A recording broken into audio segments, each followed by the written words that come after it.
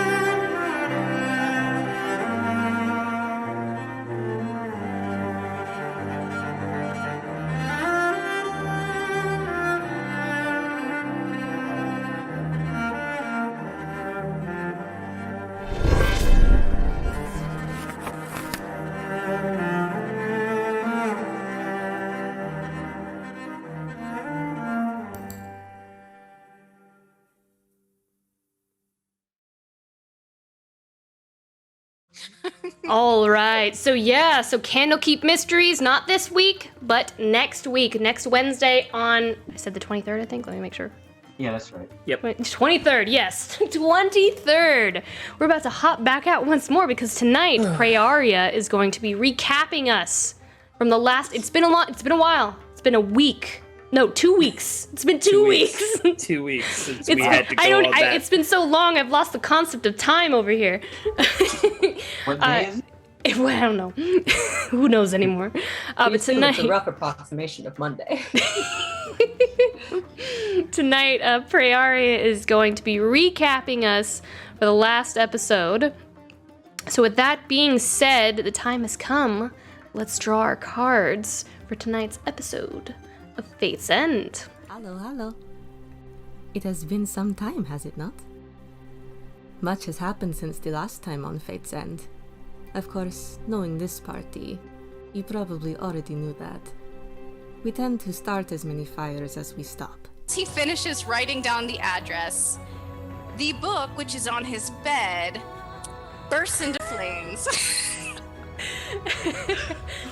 As it like Snonk's asleep there, like next to it, and it bursts into flames, and like Snonk wakes up and like his tail's on fire, and he launches himself off of the bed and just like runs headfirst into the door and just knocks himself out. So sorry, Snonk. Oh no, this is a really big fire. They're gonna smell the smoke. It's gonna burn up the whole ship. I'm gonna be the cause of everyone's death. We have traveled under cities, through mountains, and over seas. And as we say goodbye to the Erosolant, we find we have come to a desert. It is so strange and beautiful, like nothing I could have imagined back home. As you kind of exit and make your way down the gangplank, the desert is hot and sweltering. A massive change from the weather you all have been used to. However, it's still winter. And in the desert, you know the evenings are cold. You see that massive anchor, hundreds of feet tall and wide, half buried in the sand at this coastal tavern. The building using the anchor as part of the structure. The building itself has peeled paint along the walls, coquina walls around it, surrounding it like a fortress. You can tell it's been battered by sand and coastal storms. In the back, you see a large oasis pool, open only to patrons. It looks like some of the patrons have stripped down to enjoy the pool's comfort as well as enjoying the conversation of others. You see so many people laughing and drinking, enjoying themselves. The tavern itself is open concept, a villa, to allow air to flow through the space in order to keep patrons cool in this desert. It's square-like, the open arches billowing in the wind with thin fabric. You can see inside patrons dining on fresh figs, pomegranates, wine, and Spitfire's snake and lamb, roasting in the courtyard in the center of the building. You see beautiful men and women of all types flirting with patrons, mostly sailors enjoying the veiled pleasures of shore leave. They don thin, flowing outfits that billow back and forth in the desert sun, and they smile, leaning over, pouring goblets to the brim with wine, enticing patrons to part with their coin. We choose to rest there, just for a little bit. We still have no name, which might be good in a place that talks so much. As always, words of our past deeds travel faster than we do, and Finn hears a familiar name. We're adventurers of all terrain. Sky, sea, land, we do it all. That is amazing. I have so many questions about that, but yes, we do know. His name is, Gregor Rockbane. A couple sessions ago, I told you in session 30, I told you all another card had been drawn. That it lay face down on the table. The choices were made, the tasks completed, and now the card has been revealed. The King of Pentacles, Gregor Rockbane. Names and responsibility. We talk about it a while, Do we want to be known for the things that we have done? All the things that we will do? Samson and Finelai seem to think it would be good. But I don't know. Yeah, we're basically like celebrities around here. I mean, we pretty much are. That sounds accurate. We're not Nobody necessarily. knows who we are.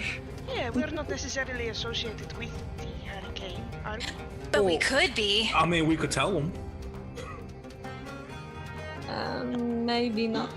But why not? Then, like, they'll remember it was us that did it. We could save 10 gold by people buying us drinks all night. Right? Are we doing this to be remembered? Why does anyone do anything? I do not think us heroes. We are only doing what we can, one fight to the next, trying to stay one step ahead. As always, though, Luden's mind is on the next fight. He makes sure to keep training. This time, his partner is Uramir. And he'll break off into a sprint, and as he does, his like the seven, like I said again, like moving tattoos, they encase his entire body at this point. So his skin goes from red to pure black, and even down his horns. And then you see like down his horns, like these tendrils begin to shoot out from his form, and as they shoot, like his entire body begins to like meld into these tendrils, and they like slip in through the hole, through this tiny little gap in between the rocks, and he vanishes for a second, and then he appears, and like he kind of slithers through in between the boulders all the way through to the other side, and then reappears on the other side. Like the tendrils leap out and they like form this black pool, and then Uramir slowly rises up out of it back into his regular tiefling form. We meet a new party, and it does nothing, but I must wonder. If we had made different choices, would we be different people? Would we be like the people we met?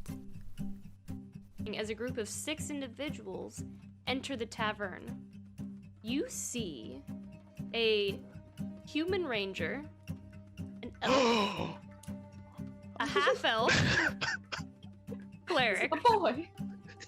It's another me.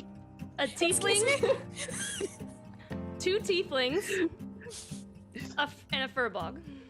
Are you kidding right now? Okay, And now I'm lay offended. What? Warrior's hands. It's us. Wait, are there any babes, or is Esperise not represented in Oh this no, group? the elf. The Okay. full elf Got is it. very, very tall, slender, curvy. Beautiful, thank you. We sit, we drink, we make joke, we tell tales. So anyway, we helped him to get that, and then we will fly in here all the way from Digbrand. Crazy, I know. And we got attacked by this giant snake in the sky. Never seen anything like it before. They're all just kind of like, oh. I know, it was crazy, and we were fighting it, everything was going great, and there we were on the cusp of just slicing it out of the air and watching it fall to its doom. When all of a sudden, we knew that this was a good creature, so we kept it alive and let it go back to its family. Like, Luden's gonna be like, no, Samson, you're misremembering. Wait. No, you were. Luden got knocked out halfway through. What? Luden got knocked out halfway through. Luden will just start to like look at all of the, because he still has all his gear on, so he'll start to look at like the poisons that he got on. Samson takes Luden's head in one hand and fins in the other, just pushes them into the pool and We make plans with our new friends to kill something called a remoras. What both a grand and terrible day in one. Another trade route, prey to the remoras. Feeds upon all who travel it. And those that risk not following the main road find them swallowed up in the sands. I think we can kill that thing. Wait, what is it? We can kill it. He looks at you, and Luther's like, we're pretty capable. Consider it done. And Jamil looks up and he goes, and that is the grand part of my day. 2 very capable adventuring parties in my tavern this day. Consider it done. Seems this work interests you. Yep. Luther's like, speak no more. Consider it done. And with 2 adventuring groups on the case, you are assured success. We make the most of our little break. And I made a mistake. I thought that what we were doing was enough, that we had time. But a message comes from my dearest little Gwen. Back home, where I thought they would be safe a little longer. I made a mistake. They scream. The shadows they take, they are gone. Merhead, tell Gwyn to hide. Gwyn, hide. Hear screams. Gwyn, try not to cry. Cannot see. So dark. Gwyn is alone. Gwyn is hungry. What do you mean? Gwyn is scared. Where is Merhead? Farad, where are they? They take them. Wish Who's Ria they? were here. I don't know where to go. I am alone, Ria.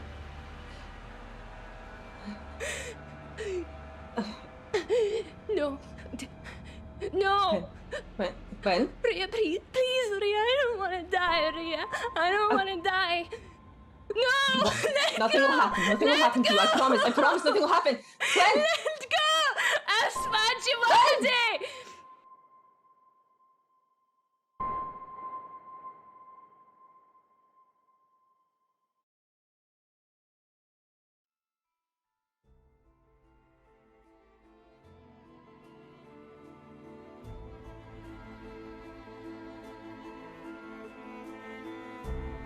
We have to believe that what we do for great purpose.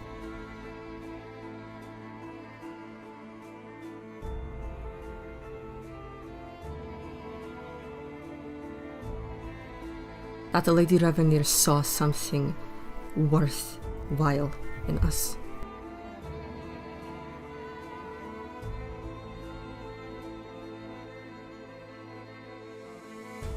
That every sacrifice we make, every trade, will be worth something.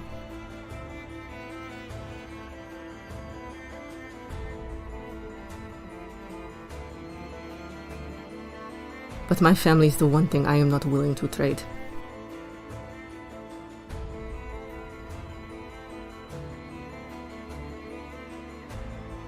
When I swore to you, to Merhead, everyone. And I failed this time, but I will find you. And whatever took you, it had better run from me.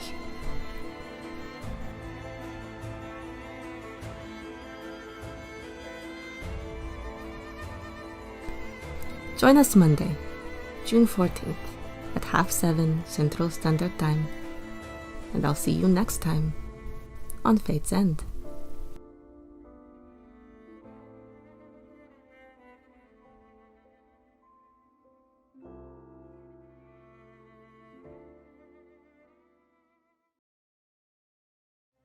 And we are back. Jumping back into the heat of the moment. As Prayaria finishes listening to the cries of her youngest sibling being captured by who knows? The flower from which they spoke curling in on itself, wilting and dying. The bloom was beautiful, but fleeting, and now gone. The room is deathly silent as you and Finn stand there, looking down at the flower's remains, the flames from the nearby lanterns.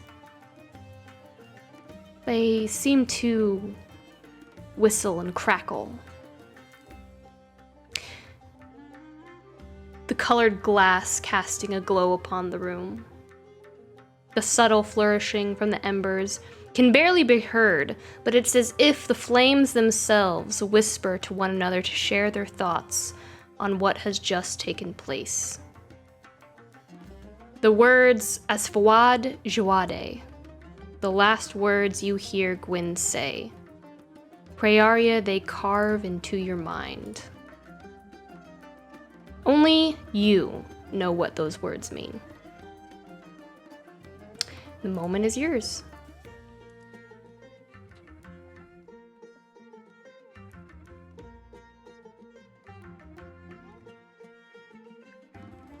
We need to do something, shouldn't we? What should we do?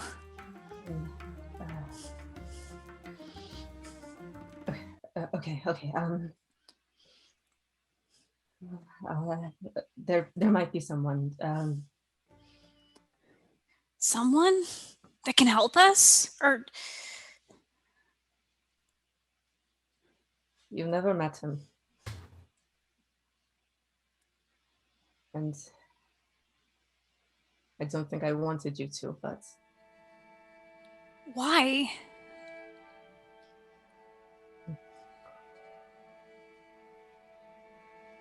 After the undertaking,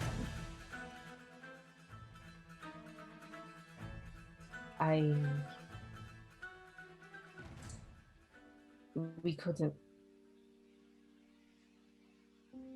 Being too late for them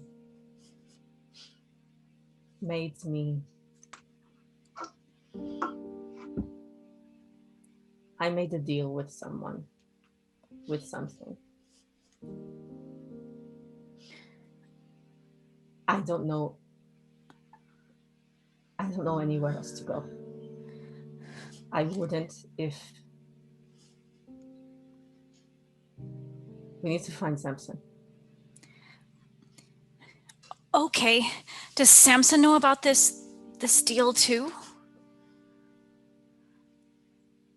He does. Okay. Let's go find him then. I mean, right now we just need to go find him. You can tell us about the rest of it later. Thank you. Right, let's go. So Finn will open the door for Prey and where's Samson? He's in our room, isn't he? Or where is he? No. He didn't get his own room, did he?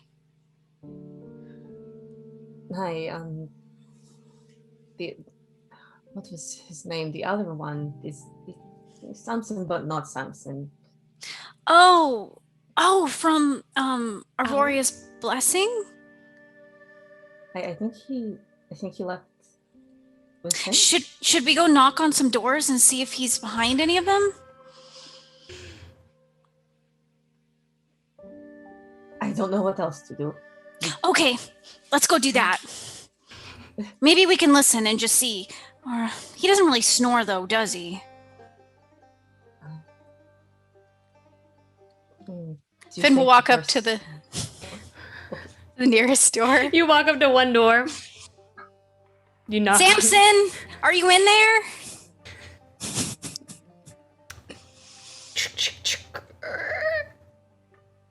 Here you go, I'm Jen. You can have it now. It's like this old crotchety man, like with like some tin plates, and like he obviously looks like he can't see well. He's just like, if you could bring me some ale as well, that'd be nice. Thank you, Sonny.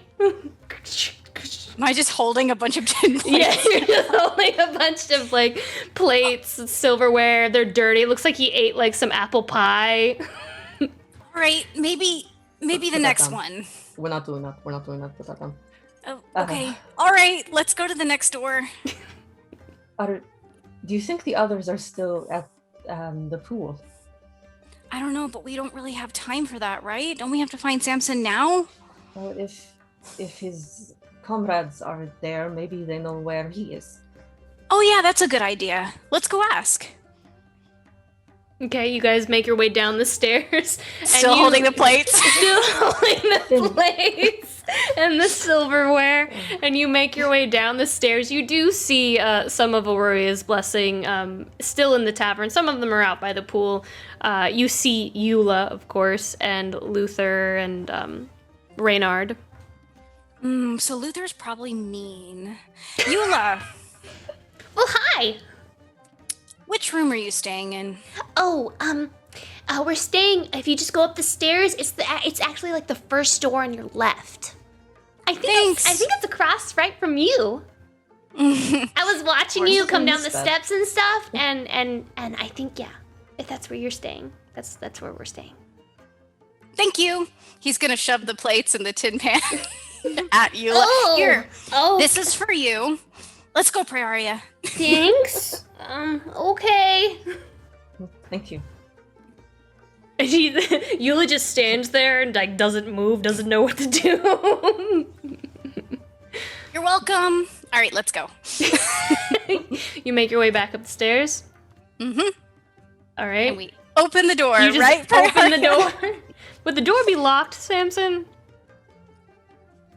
Can't imagine it'd be unlocked.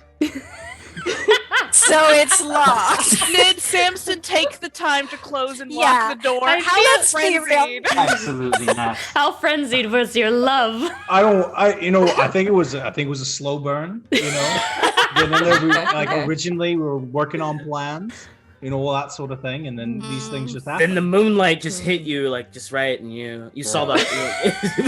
So, Samson, you went into his room, said, "Let's talk about those plans," and then locked the door after you. That's exactly. I like to imagine we got like 15 minutes into plans, and then one of us got up to lock the door. Yeah, that sounds about right. Well, So the door it's locked. the door is locked. Finn and Prayaria, with your passive perception, you do hear some things. Cool. They hear Prayaria now as she is banging on the door. Oh, here, Pray. Let me help. Can I try and kick the door open? Absolutely. You can, go ahead and make a strength check for me, or you can do athletics. Athletics or straight strength. Okay, let's see. Go, Finn, go. All right. Come on, that 20. You didn't charge your dice. It's not bad. 17. And I think a 17 would do it. Kaboom! The door just kind of goes boom, boom, and you see Samson. What do they see as you're thrown in the fires of passion, Samson? I like to think that it's probably pretty PG-13 right now. Right. I mean, I hope it's PG-13, of course. It hasn't been that long. I imagine that Samson and Alarin are in a furious makeout session. They're both in various stages of undress. And Samson just looks up from everything's like, "Oi, what the hell?" You need to talk now. Are you serious? Right now? Right now. He's got a point where you're kind of in the middle of something. Well, Yeah, we're kind I of in the mean- middle of something too. Like an emergency. Okay, then. Are you sure? Is there a pitcher of water somewhere nearby? I'll leave that up to I you, demand things Samson. of you often now. Samson just gets up, grabs a pillow, holds it in front of himself, and starts walking towards everybody. Fine. Perhaps I could help you put your clothes back on. I just use disguise self and make myself look like I'm clothed. Then drop it. No, it's fine. I'm sure this won't take long. I'll be back. I'm pretty sure your party was looking for you out there, actually. Oh, to Alarin? Yes. Make a persuasion check. Okay. 13. 13? Does my persuasion override his lust? Is the question. No. Okay, well, does Prayaria's furious Fae presence override his lust? Well, Alarin's gonna stay in his room. He's like, oh, they're just enjoying the festivities of the tavern. I'll wait here. You feel free to go and do what you need to do, and I'll be waiting. I'll be back. And I give him a kiss on the cheek, and then I go with them. He watches you walk away with a hunger. Oh my god. Pray, should I go get the others? Yeah, what's going on? Yes, please. Finn will walk off towards, I guess, the pool where I think we left them. Okay. Hey, what's going on? What's happened? I got a message from home. I Good need news? to speak to Samir. Sammy? Right now? Tonight, as soon as possible. Something happens. I don't know what. I think they're gone. You think they're gone? Okay. Okay. All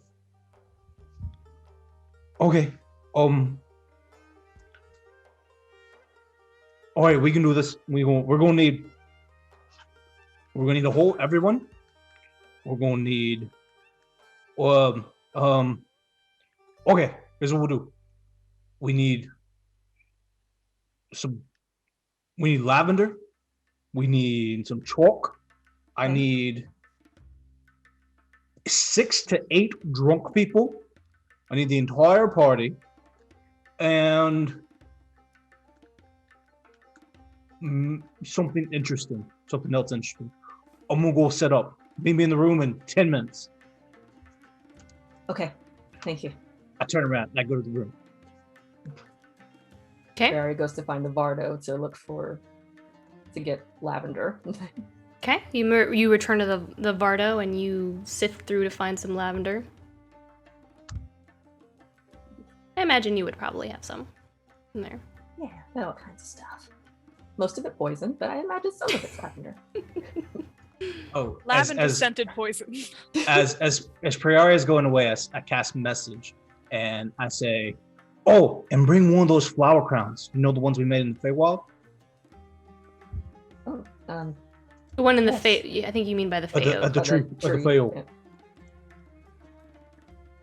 Okay, she'll just like give a thumbs up over her shoulder. All right, you grab those.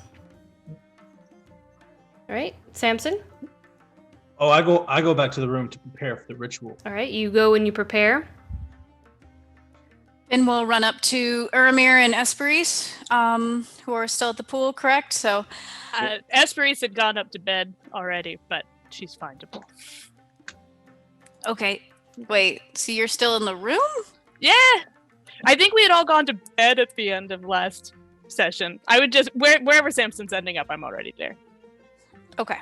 Yep. Uramir, you need to come with me. There's been something that happened in the room. Oh, okay. Like something serious. Like Prayaria's little sibling.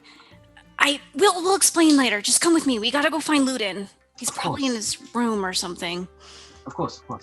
Yeah, he'll hop out of the pool and grab a towel and head on upstairs. Wow, you were in the pool all by yourself. He was holding on to the end. Let that happen. Still, that's an improvement. Okay, let's go to Luden's room. Luden! The door is locked, I'm sure. Jiggle, jiggle, jiggle. Luden! Luden! Wait. Before I will attempt to stop Finn from calling. What? He's not gonna open it for you. Yeah. Just let me, okay? And I'll knock. Luden, you awake? No. But he's definitely awake. He answered us. I'm sorry. We need you. All of us. No. All of us. Go away. And knock harder. Luden will like drag himself out of bed. Like, it technically wasn't a lie. He's not all the way awake. Grabs his pillow, and he's like holding it to his chest as he like inches out, and he's like, "What?" I'll look over at Finn. You go to bed really early, Luden, but also we need. And he'll start to close the door. You said Prayaria needed our. Yeah, Prey needs us. There's been an emergency. Is she alive? Well, no. She's not. That's why she needs us. And he will like. And then he'll throw his pillow back. He'll go back in his room. He'll be like, "One sec, close the door," and you'll just hear like clinking and stuff as he's putting on his armor. I'm gonna nudge her here, like putting on his like his short swords and his bow. And then when you come back out, his eyes are black. His sword is all glowing like he's cast crimson right on it. He's like, "Where is it?" Stairs. He pushes Finn and Amber out of the way, and he's running up the stairs like, "Oh my god, where is it?" And he's like, he'll kick in their door, and he'll come in like all like sweaty and like ready to like kill something. And this is why he doesn't like you, you know. Yeah, but that was a really good lie, wasn't it? He looks like radish. It was effective. And then as he sees like Prayaria alive, he'll be like, and then just think to himself, Somebody cast hold person. So when I arrive, when I go up to the room first, I open the door and go inside. I'm very disappointed. What is Esperise doing? Esperise is in the middle of her face skincare routine, taking off all of her makeup, putting on her various oils and perfumes. Just kind of looks up at you. Oh, hey, there's been a situation, and I need your help. Can you help me out with a few things? Yes, of course, absolutely. Perfect. I need you to do two things. Okay. Okay. And I go over to the bed, and I just rip it out of the way and make a big giant space on the floor. Oh, okay. And then I start moving some stuff around to clear space, right? And move all that stuff out. I take the end table, I turn it over and make it an altar. And I'm like, okay, this will need two things. One, go ahead and redo your whole routine because we need you looking sparkling. Be the ever-present sunset that you are. Number one. Then, when everybody comes in, I need you to make them feel as welcome and happy as possible. Like, get some music going, maybe pass some muscle relaxers around, all that kind of stuff. Samson, are you having an orgy in our room? No, we're throwing a party. It's fine, don't worry. There's something that's happened, and we gotta talk to somebody. We gotta call Samir. And we gotta throw a party that he would like to be at. So, what I need you to do is to look beautiful, no issue, and then also welcome everybody else in. Okay. Yeah. No she sits question. back down and she puts her eyeliner back on. No question whatsoever. Okay. Maybe get some ambiance music going on, something a little upbeat, you know? I don't. I used to play the flute, but I don't anymore. I can look for an iPod. I don't know. I think. I can. There were musicians down in the bar. I can see if I can call someone up. Yeah, that'll work. Yeah. Okay, yeah. the eyeliner will take just a second, and then yes, absolutely. Yeah. I start prestidigitating the room to make it smell nicer. I don't know. What else do we other need? things. You also have that ring that she gave you that makes it smell like whatever you want. Ooh. The mood ring. The mood ring. I feel like at this point, Luden's busting through the door, bleeding from his arm. You ran into Esperis. Black sauce. Excuse me, so sorry. What? But Great. Perfect. Prayaria wants to call Esperis before she leaves. Hey, yes. Is everyone here? Finn told lot. Just sheathe At his this point, sword. I'm gonna stand behind Aramir.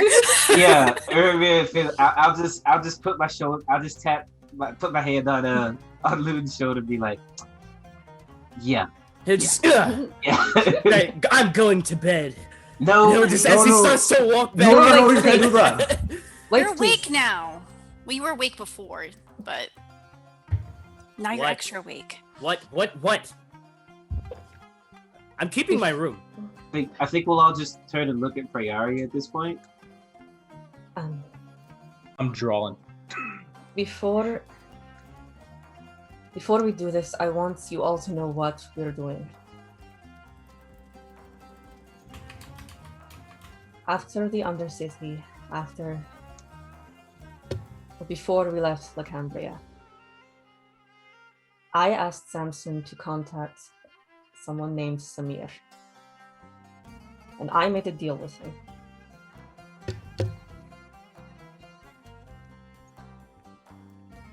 He gave me power, and I need his power again tonight. Something has happened to my family. I don't know what, but anything I can do to find out, I will. I'm asking for your help. And if you don't want to give it, that's fine. I understand completely. Thank you. What do you need? I should also mention that he is from where Samson is from. Stop drawing and look up. So another Samson. Well, and where you're from, right? Technically. Yes. I already told Finn that I didn't really want to have you meet him like this if you ever had to. But I am desperate.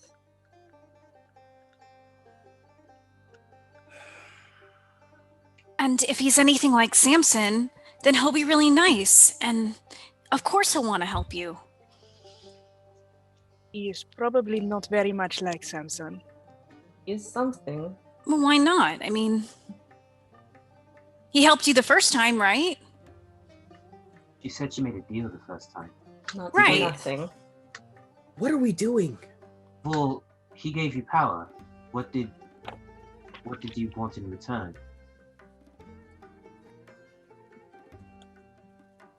He wanted power too. Power over you?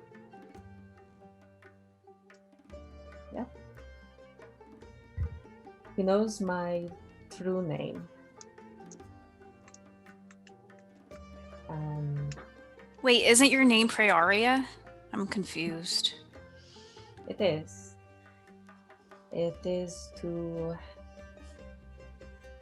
most everyone. But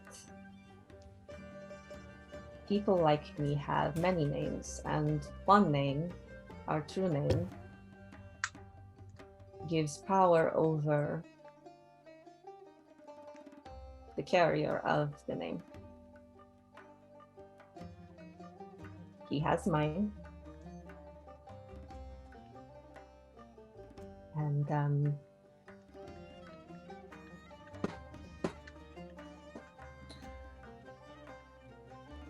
it is what it is.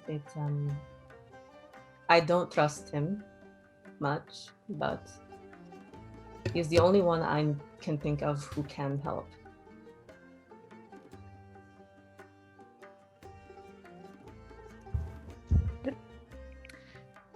I'll look over at Samson.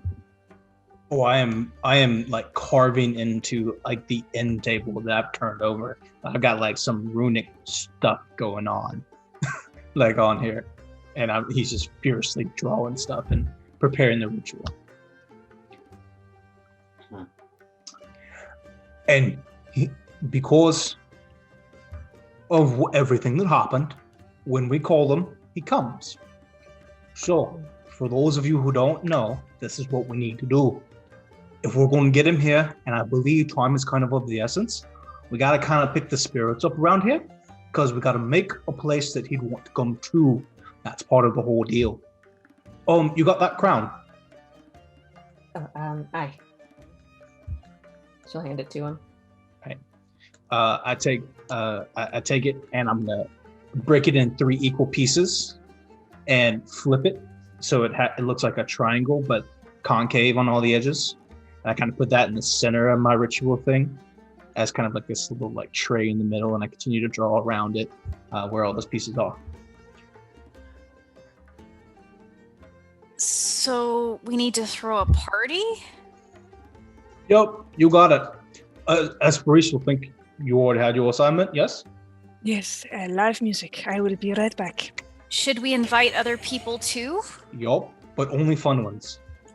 Okay, I'll come with you, Aspirace. Maybe we can invite some people. Maybe we can. Oh, okay. Yeah. Aspirace is just going down the stairs. I will leave them both of you. Sorry, continues to draw. What do you need from us? He'll look over at Luden. Luden, like, his face is like definitely like a kid you woke up too early, but also a mixture of like so much confusion, because he still does not understand anything that's going on right now. And I mean, like you got power. He wants to ask so many questions, but he learned to keep his mouth shut. He learned, but it's like you can almost sense the twitching coming from him, just trying to figure out how to like go along with the rest of the situation. I feel like Ermir and Luden have the most difficult assignment of them all, in that they both need to be very happy for the next hour or so for this to work. Someone get this man some drugs. Oh, you know what? That works. Luden, how much alcohol have you had tonight? Enough. I think you need a little bit more, don't you? Wouldn't that be good for everyone? For Prayaria? We'll just start walking out the room and going down the stairs. Like, as much as you can handle, bring some for everyone else. Keep going. Just keep going. Like, hold it in. He is doing really, really well. And then, all right.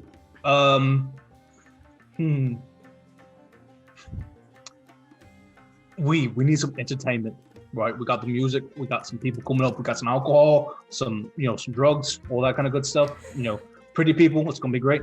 Can you put on some kind of show, perhaps? I don't know, like I don't know, like, can you do a card game or some, like, I don't know what. Cassius, take off your shirt. Oh my God. Yeah, someone get Cassius. Where is Cassius? Where is he? Where's Cassius? Yeah, tell him not to get dressed. That's very important. I imagine Cassius just generally sits quietly in the corner of the room going... He's just been there the whole time, just like, hi guys. Yeah. Just observing. I imagine Cassius is probably still downstairs mingling with other people. Perfect, we'll get him. Ensure he's as close to nude as possible. Yeah. Oh my God. Yeah, Aspirace is fully down there spilling wine on his shirt, like, I guess still have to take it off. Come on upstairs, let's go. You can borrow one of mine. Oh, wait. It'll be really tight on you. Crop top. Like all I have are these shirts from the Baby Gap. Oh no. Oh no. Oh no.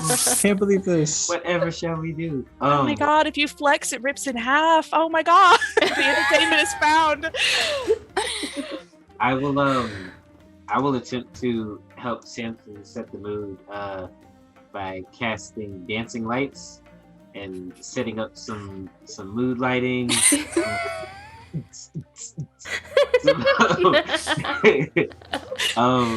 Let's see. And I have Party in room 207. yeah. Yeah. Yeah, Luden, we'll just go down to the bar. He'll put 10 gold on the bar, and he'll just be like, "Give me all of the alcohol this can buy." Like with the most bland face. Oh ever. my god. Jamil gives you I'm counting. Hold on. Yeah, he'll just take it all. Holy crap! brings a Holy camel around with, like, a bunch of 10 barrels. 10 gold. 10 10 gold. God, Yeah, you're 10 gonna, gold. you might die. We need a swimming No, pool. he's too. not drinking. And A the mini easiest, swimming pool. the way that Luden is going to do this, though, he's just going to take everything that he gets over to all of the liquor, and he's going to scream over to the pool, like everybody in the pool. If you want to meet the crazy people that came off the boat, room is scream whatever the room is. We got alcohol, and he'll just start grabbing all the stuff and walking with it over his head up to the room. He gives you all of it. 20 We want the top shelf. 20 glasses of the blood orc drink that you had earlier. Oh no. Yeah, he goes. A rager. Oh yeah. And then he will walk it's over not to like- him, and he will go and he will give him another 30 gold, and my he God. says, "Keep them coming for the next hour and a half." Oh my, it's gonna We be are like a not getting this Dothraki, room deposit back. a Dothraki rager. So he gave him 40 golds. He's just gonna pop open a bottle as he has the rest of them under his arm and holding it. He's gonna start chugging it. And he's going up the stairs because he's just he's so annoyed. Everyone in the audience, drink responsibly. Yes. Angriest conga line has just started. Esperise, we need to invite really fun Right. people. So, what should we? Esperise is across the room cornering the band, leaning against the marimba or whatever it is. They're going, "It's so cool that you play an instrument. Upstairs, we're kind of having a little bit of a get together. Whenever you are done with your Oh yeah, You play you play instruments. Doing the hair curl and everything. one of them's like, I play too. I can play too. You're very good with your hands, aren't you?" One of them is an accordion. I could show you if you would like. I would love to see it. Up in my room, I'm in 207. 207. Yeah, I'd love to go. Yeah, you guys can. You're good on your own. Oh no, we're having sort of a little get together. So if you all wanted to come, the more merrier, The other one's like, yeah, she's inviting all of us. We should all go. They're all just enamored with you. She makes eye contact with Finalai over her shoulder,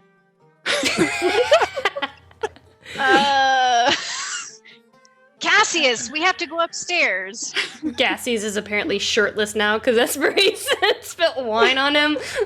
We can get you another shirt up there, or we don't have to. I mean, it's up Cassius to you. wears armor, doesn't he? Oh wait, it's an Not to No, the he point. took it off, remember?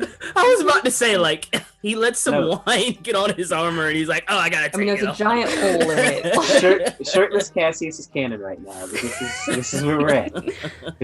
This is your first party since you know, so don't be a little nervous. I'm sure it's natural. There's gonna be lots of people up there.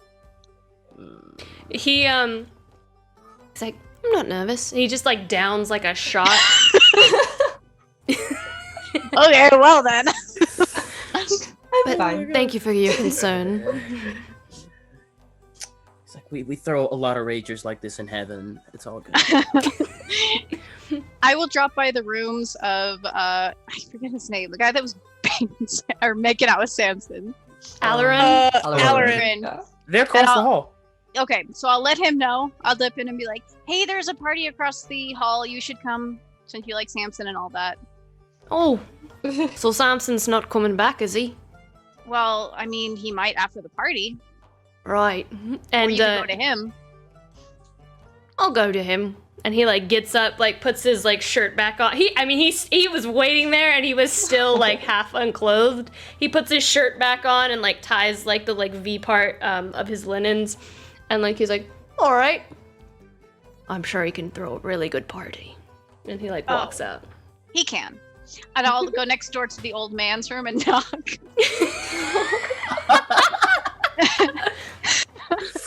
You knock. Yes. Did We're having a you bring party. my ale? It's across the hall. There we have lots of ale. Ale's across the hall. Mm-hmm. Somebody's gonna have to change my bedpan first. Okay. He's Bye. not invited. He's not invited. He's not invited. Well, there's ale across the hall. Goodbye. Can you? Okay. I sound like Get here. Okay. He grabs his cane and he starts making his way over to 207.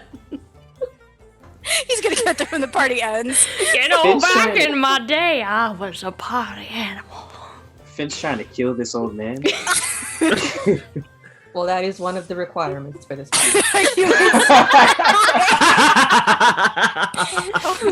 Good job, Finn. Yeah. So Luden is probably stumbling at this point into the room, and he'll just go like, "Your booze," and he'll go sit down. In You the got corner. drunk on your way up the stairs. That's how bad. That Luden is. That's how Luden committed was he is. Down. He got halfway up and just paused for a second, just down the Full whole one. pot. There are 19 things left, not 20. Luden did that whole one. He puts it all out. He's like, "Okay, yeah, I'm helping you. Okay." Yes, you are. Oh, Yeah. I gets it. I love it. And he sits down and he starts to lull off to sleep, but wakes back up. And this is what he's doing. For like a little bit. You sit down and like you sit down next to the old man. Yeah. And he's like, "No, you can't hold your drink here. This is how you do it. Hey, you come here often, old man. My name's Taxi."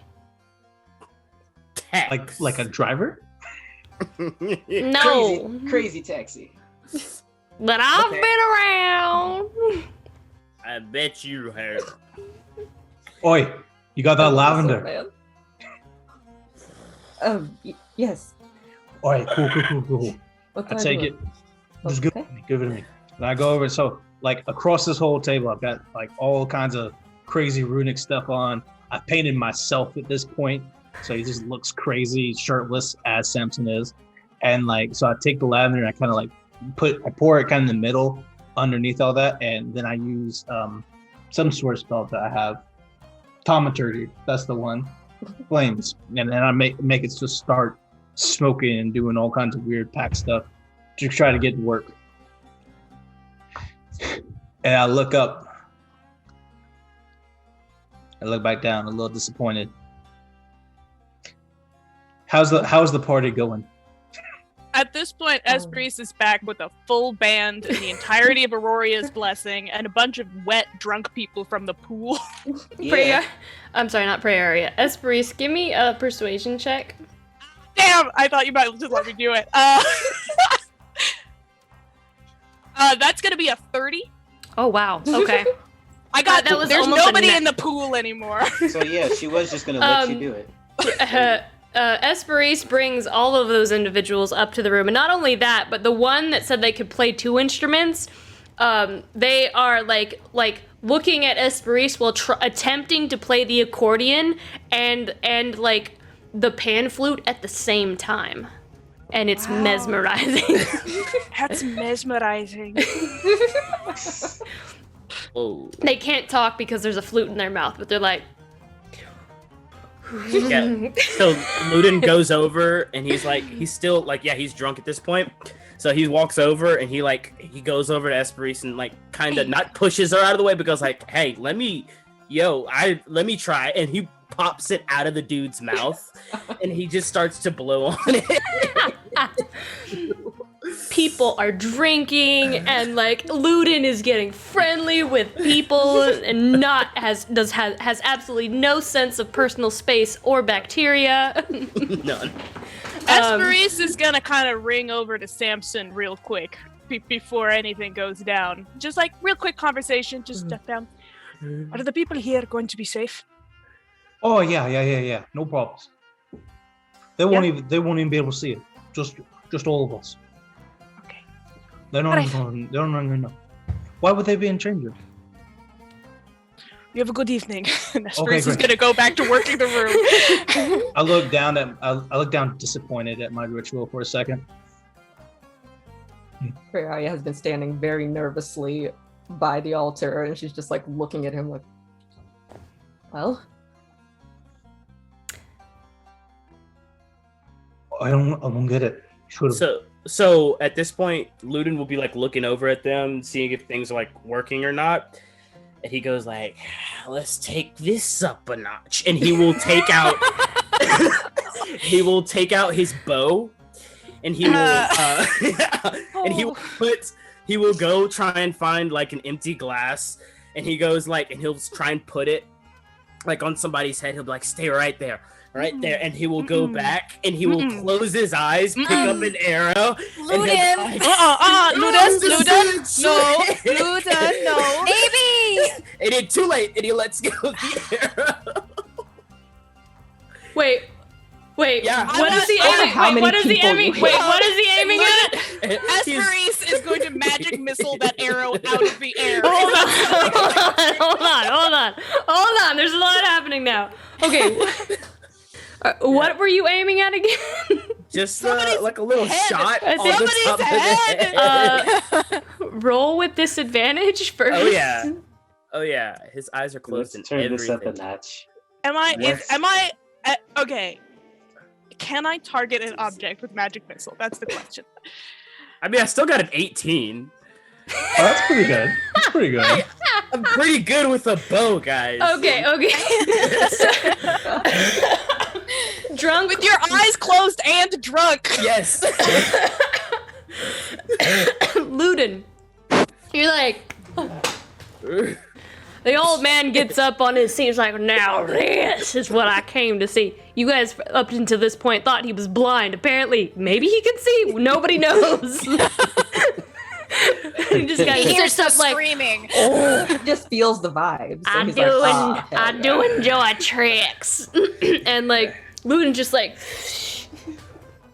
let's go. And there's like just this drunk guy who's just kind of like passed out against the wall, drooling.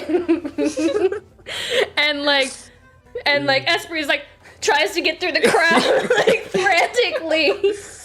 And then he lets go and it just rings it, and like you're just about to cast the spell and trying to like knock this thing out of the air, and it just ding, it's in the wall. Ding. I am fully like taking keys from a drunk friend. Yeah, so Luda's like, I'm taking his arrow. No, you're not. He's like, leave me alone. You're like, let's do it again. Yay, Luden! That was actually really impressive. It'll be like, more beer, more ale, more drink. You can't hold an ale and the bow at the same time. I'll just hold it while you're drinking. Go ahead. Oh, You're oi, right. oi, Finn. He'll pick up his short sword out of his scabbard. I can hold the sword, though. He'll just start chugging the other one. Go challenge him to a game of 20 questions. Is he really like, okay. Yeah. Hey, Luden. He'll love it. What? Do you want to fight? There we go. Oh, that's it. Yeah, straight up, like, he turns, eyes, like, hand on the thing, caps crimson right again, he goes, let's go. Finn, are you sure you want to? I mean, it's better than him shooting somebody in the face, And he right? goes at him, and then he jumps. Take it to the balcony. Take it to the balcony. I'm gonna try and push him to the balcony. Hopefully not push him off the balcony. Are you willing? To go to the balcony? Yeah. Why not? I think it's like Luden charges towards him and Finn ducks and charges and tries to get him over his shoulder. Okay, so that would be a dex save with disadvantage for you, Luden. Okay. I think. Or do you just want to let it happen? Or do you want to just let it Follow happen? the movements of the night. I mean, sure. Just let Yeah, it go. Luden's not trying to kill you, but You sure? Remember, he can't lie. He's not. This is going so well. He's not trying to murder Is anybody. it? I think so. I look around and I look back down the ritual. And then I look around and I look for Samir. All right. And go ahead. I look back down the ritual. I'm like, Anything? it's got to be close. Can't imagine he'd want to miss all this. What else does he like? We have drinking. We have whatever's happening outside. Luden, stop bleeding on me! There's blood everywhere! I pull out a dagger and I hand it to Prayaria. Like blade in my hand, I hand her the handle. Samson. Just right. I don't want to get hurt. Just right here though. You'll be fine. Just like right here. He's asking her, does she have to stab herself or like stab? No, you can stab me. You don't need to get hurt. Just right here. Looking at everyone Why does he else like here. for you to die all the time? I don't know. I don't plan on dying. Just once. It'll be okay. I do. So she stabs him. Samson apparently. Does anyone see this? What is going on? Esprit starts pushing her way across the room again. Like, no. Does anyone see this? Because Ermir would definitely intervene if he just sees Ermir, if Ermir is there, you would see it. Let's see. Yeah, Ermir, Esprit. So I feel like you're all there. Esprit is trying to make sure that Luden doesn't fall off the side of the balcony. I don't think she's. Yeah. And with that, I would hope that the incense starts to smoke a little bit, and maybe the thing starts to spin clockwise. At that point, what does that look like for you? Your ritual coming fruition. So Prayaria pulls a dagger out of my chest. Step one. Or your shoulder blade. My shoulder blade starts to bleed profusely, and then I just smile a little bit as a little blood trickles from my mouth. I cast Cure Wounds to stop the bleeding. And then I look over and the incense is starting to burn. The lavender starts to burn. It starts to fill the whole space with the smell. And then the fake ground that I've broken and twisted and tied back together starts to spin clockwise very, very, very, very quickly. And then I assume we hear some sort of pop. And then it stops flat.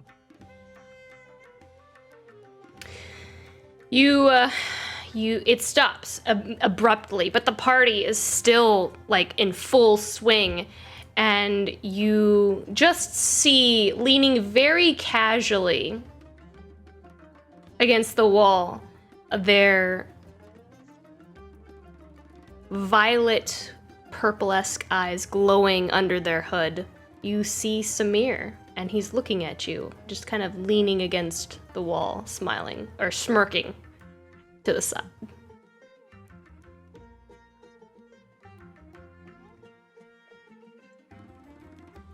Well, I see you finally came. You all approach him? I call him Absolutely. over. I'm bleeding. It's Well, like, you're not "Oi, bleeding anymore. You just healed yourself. Hey, can you real quick, we need to talk to you. Can you give us a little bit of privacy? Just bring all of our friends in. Leave them fine, but leave everybody else alone for a second. Can you do that? What do you mean by privacy? Like, It's so like- that only they can hear him, or Yeah, only you can? only we can see him, and only he can see us, and vice versa. He just kind of looks to the left and the right, and just kind of like snaps his fingers, and there's just like a hush in the room, and there's like fall leaves just kind of falling silently to the ground, hitting people gently against the head, and bustling in a wind without an origin. But nobody realizes this is happening. But it's completely silent. But it's like you can see people's mouths moving and drinking and laughing, and but they don't realize what's happening. And Samir just kind of like walks through the people, walking over to you all. Esperis is gonna pull Luden back over the side of the railing and hold him up to get him into the room. Yeah, let's put him back inside the room. He looks like he's... Yeah, Luden, at this point, he's at blackout stage. And so he's like this far. This far. Yeah. If you support him on one side, maybe I can support him on the other, and hopefully he won't keep trying to punch me, Luden. and then just all over the floor. Yep. When you throw up, it looks like leaves, like fall leaves just pouring out of your mouth. And Samir just kind of like looks over and looks down at you as you do so, but doesn't say anything, and looks back over at Samson. And Luden is just enamored with like... Okay, so...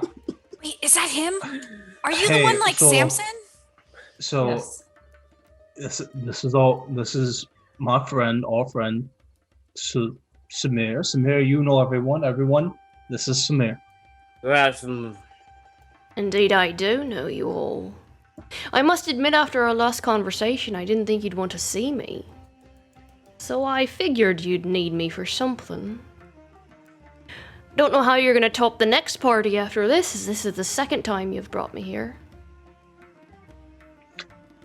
And the second time, I've had to stab my friend to get your attention. And I see it worked.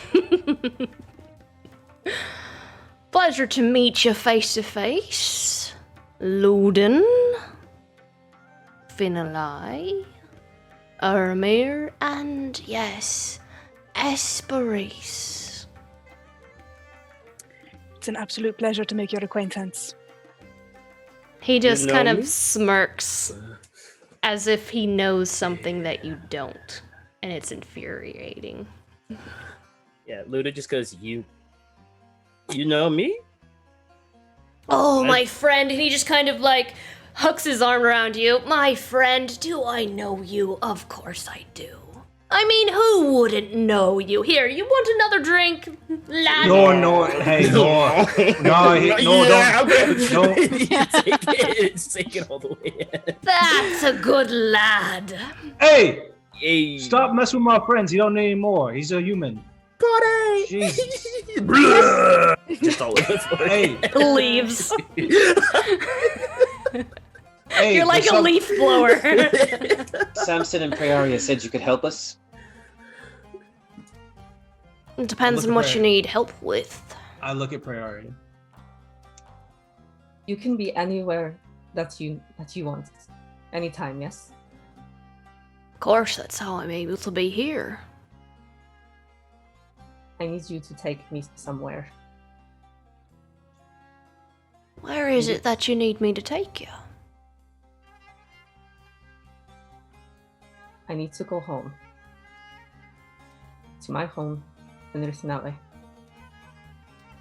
He looks at you and kind of like his smirk fades for a moment, and then he leans in, narrowing his eyes, and like kind of he draws back his hood, and you see his dark hair and his long ears. Which Rythnale, Prayaria? The only one, the one here. In the woods. The one on this plane? Not the one in the Feywild?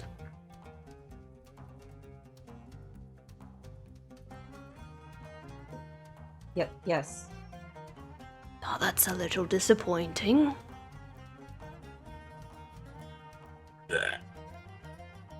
I just need to see what happens to my family. I need you to take me there so I can see. I suppose I could take you there. But I What don't was? know where this new Rithanoa is. If you allow me to see where it is that we're going. Kind of holds his hands up to your head's length, insinuating him allowing to see into your mind and to see some of your memories. That'd be the price. To see where it is and maybe some other memories.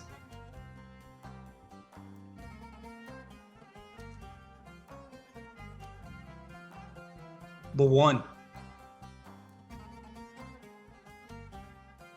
And I give She him a looks at really angry look at Samir. You said what? The one? The one. The one memory? Mm-hmm. Make a persuasion check, Samson.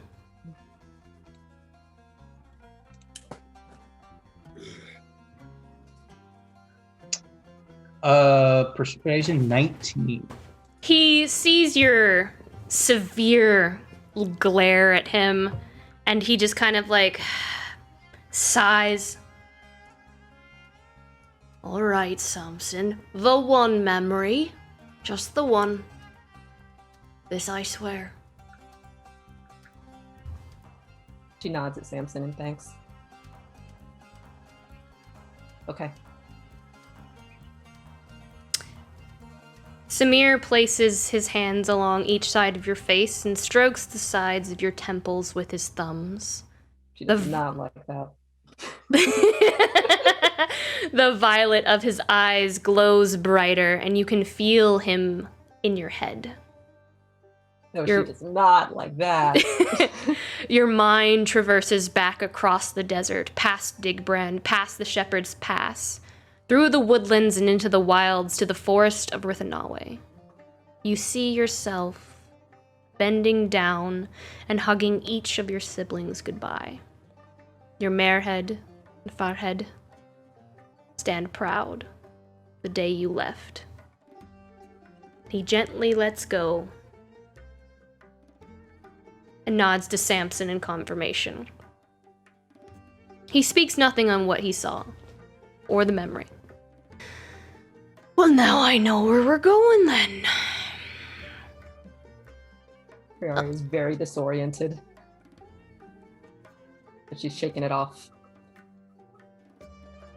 Okay, can we go now? We're going to go kill something. Yeah. That's a good question, my friend. Luden, that's a good question. Who are we all taking exactly? Is it just a couple, 2, 3? Or is the whole family coming along? I can kill it. Luden is staying here. Hey. Yeah, it's probably wise if you stay here, Luden. I'm pretty Shut curious about this forest here. So I am, of course, willing to go. Of course. I'm not going to ask that any of you come with me. I mean, if you'll let me, I'll go. For sure. Okay, thank you. I should probably stay behind and watch Luden. Make sure he doesn't jump off the patio or He's just something. vomiting leaves off the side of the patio. Everyone outside's like, where do we get a palm tree? Oh my god. Esperis is going to subtle spell the cantrip message, and just Prayaria's going to hear another voice in her head. Sorry, Prayaria. Oh god. So many things. Do you feel safe going with him?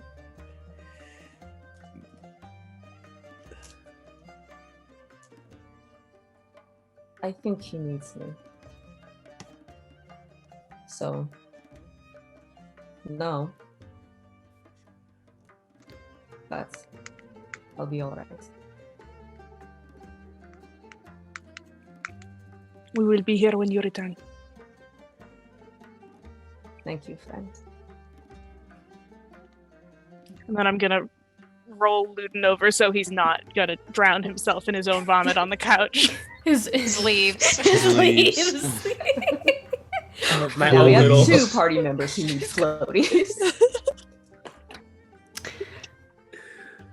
Are we ready to go then? Yes. All right, so we're taking Samson, Prayaria. Is that it? Someone else going? Did I miss someone? No. The rest of you staying behind. Yeah, Irma's gonna stay behind too.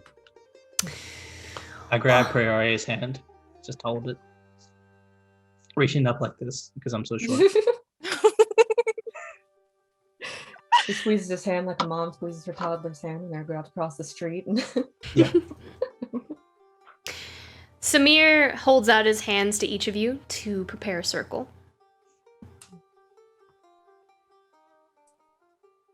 Takes his hand. He takes it.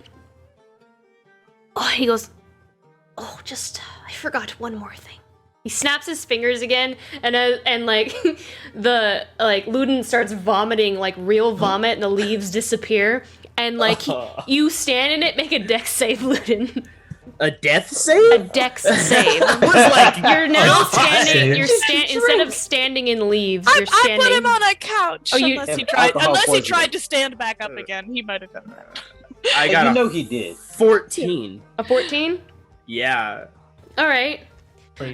You with disadvantage because you're drunk. Yes, with disadvantage. Okay. You, I guess with Esperise being there, we'll say that like you immediately begin to slip and like you're about to fall. Wait, go ahead. Esperise is not assisting or helping him in any way if he's covered in vomit. He is on his own. I'll help him. I'll help him. Okay. Luden pushes Phil. I will cling. Luden, you are like whoa, about to fall, and then Finn kind of like grabs you along the side. Finn in the face. Leave me alone. Samir, we're gonna take you back to your room, Luden. Samir looks disappointed at that. He's like, damn, I really wanted to see him fall on his arse. And he laughs a little bit. And as he takes your hands, the leaves and the sand from outside begin to swirl around you. The sand itself flying in through the outside from the balcony. And that sand begins to form leaves. It stacks itself upon itself. And the leaves swirl around you all in violet hues of orange and violet. And you feel yourself being pulled through across a great distance. It's hot. It's cold. It's hot. It's cold. You feel your muscles tense and relax, and tense and relax again. The sensations of being torn through space to a location that's beyond.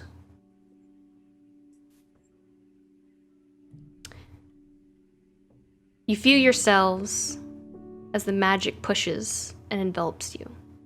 Your hair billowing around your faces until you no longer see the sands of the desert and the dusty anchor disappears from sight. Like being in the eye of a hurricane, the storm surrounding you all fades away and the magic subsides as you reach your destination. It's hot, humid, uncomfortable.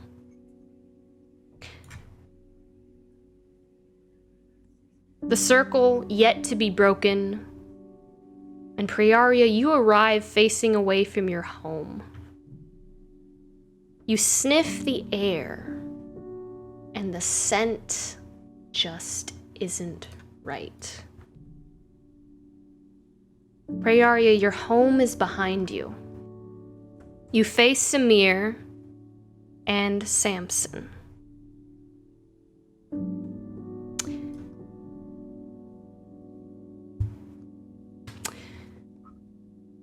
How is Prayaria feeling right now? Does she immediately turn around and look upon her home? Nope.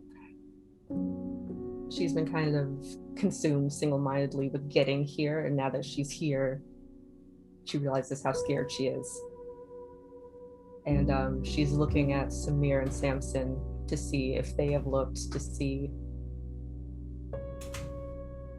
get kind of a gauge on what is waiting for her on their faces.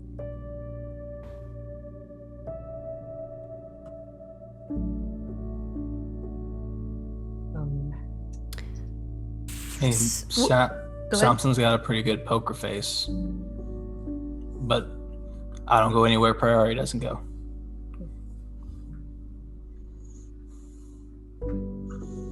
She just takes a deep breath, and she breaks the circle to turn around and look.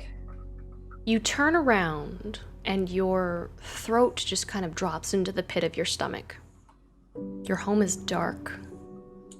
The thick of the canopy blotting out the sun just like you remember, but the plants, the trees are black, sickened. Every inch of your home looks sickened and dying. Large, thick fungi that wasn't there before oozes a vibrant red sludge from some of the fungi, like blood-filled pustules. The trees bend slightly, like Spanish oaks burdened with moss. You stand at the precipice, the entrance, looking in only darkness. Silence accompanied by the smell of rot and decay all around you. This is your home, but not as you know it, not as you left it.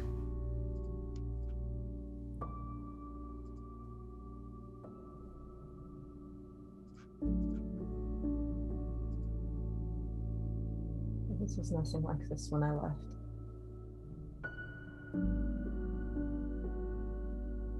There was nothing like this when I left. She's gonna go up to the nearest tree and just like touch it.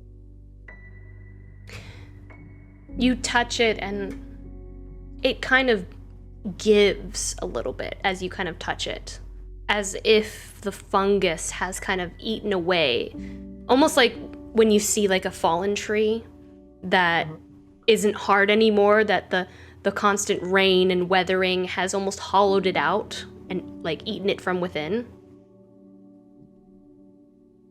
She pulls her hand back and just stares at it like it's not her hand.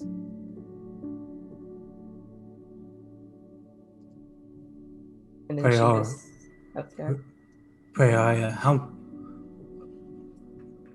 many people are supposed to be here?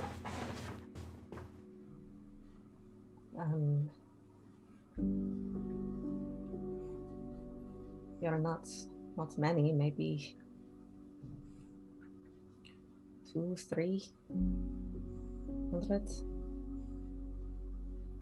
100? 200 or 300? I think so.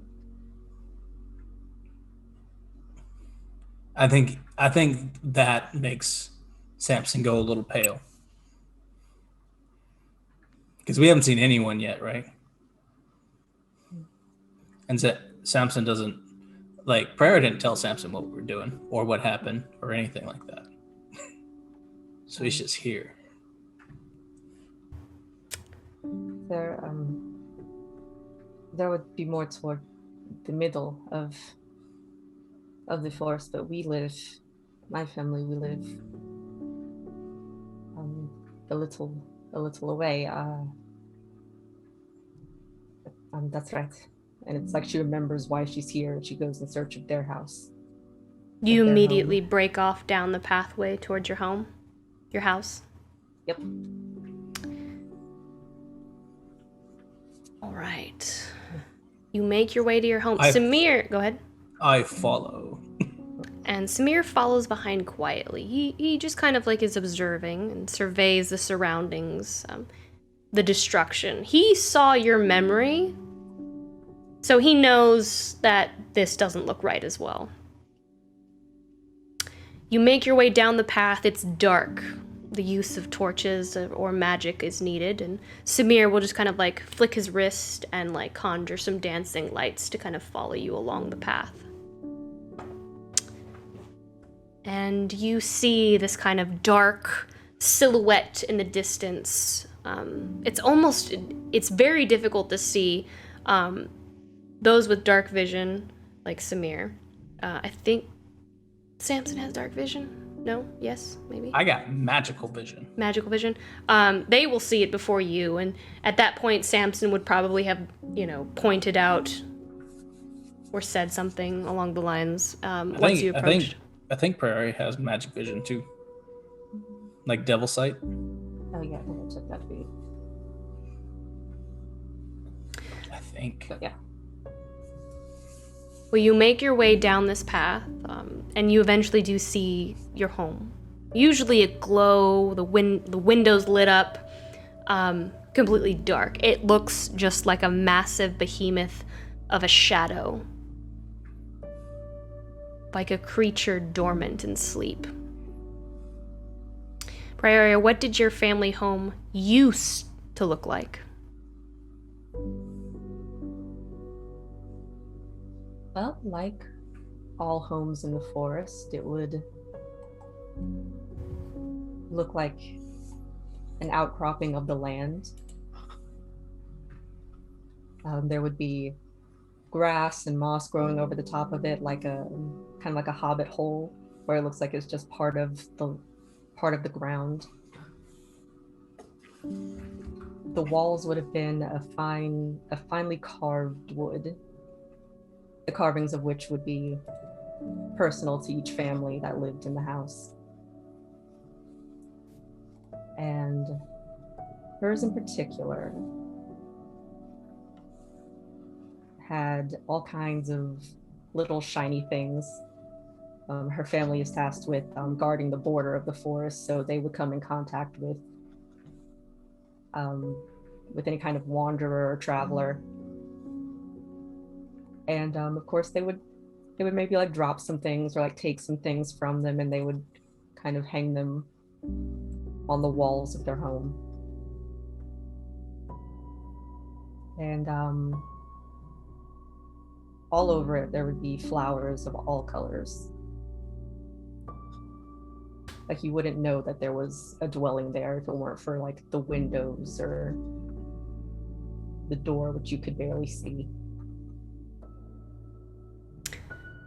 As you approach and Samir's dancing lights move forward and kind of light up the space, the door is agape. And you can see bits of furniture, some of them hanging out of some of the windows. And the entirety of this home is covered from base to top in that foreign fungi. The windows blown out. The door hanging open. The house is darkened and lifeless. And the flowers are wilted and dying or dead. You may make a survival check in front of the house, either of you.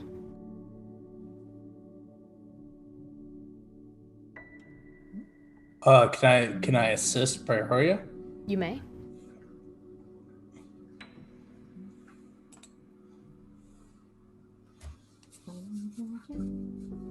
I help. That's it. So you get advantage on that roll.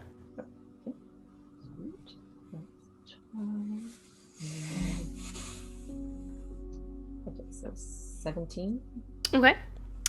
As you're kind of like looking over the entrance of the house, you see a trail of some kind dug into the earth, tilling up the mud. Some of the fungi popped and is streaked in the ground like blood, and it looks like someone was dragged back behind the house. Oh, never mind, that was 15, by the way, sorry. It's fine. Okay. 15 was good. She will ignore the front door and follow that around the back of the house. Okay, Samson follows, I'm assuming. I don't go anywhere Prayaria hasn't gone. I love that. You follow the trail behind the house. You see, it looks almost like a finger trail, where like it was trying, whoever it was trying to grasp at the mud, grabbing. You see broken branches on some of the downed trees that have been kind of like rotting away, and you see it all of a sudden cuts off. Gone. Like the trail just ends abruptly, as if like someone took a eraser on a whiteboard and just gone. By a very large tree. By a very large tree. Mm-hmm. As she's followed, all she can hear is the sounds of Gwyn being taken. And she comes to the tree and just stops. Has Samir followed us around? Mm-hmm. Now, she's not going to face him, but she's just going to say, I'm not going to find anyone here. Am I?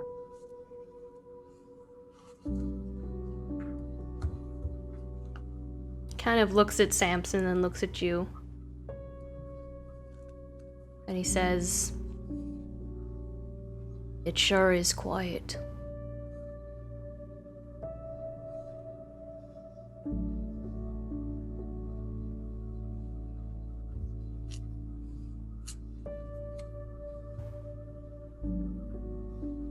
And he looks back at Samson.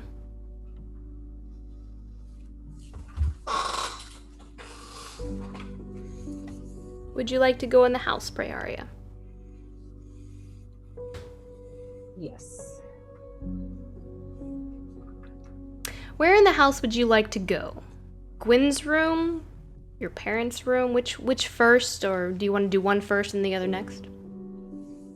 Gwyn's room first. Okay, make an investigation check for me. If Samson is helping, that's with advantage. Oh, of course I'm helping.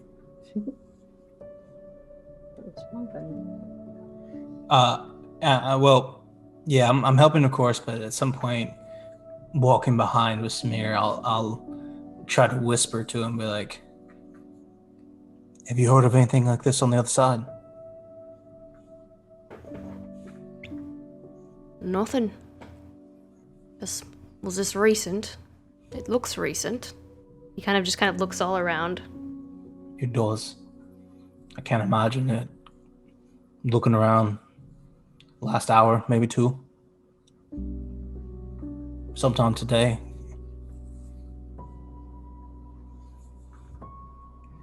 He just continues to kind of like observe and look around. And he kind of looks at you and he says, "I told you secrets wouldn't stay secret for long, Samson."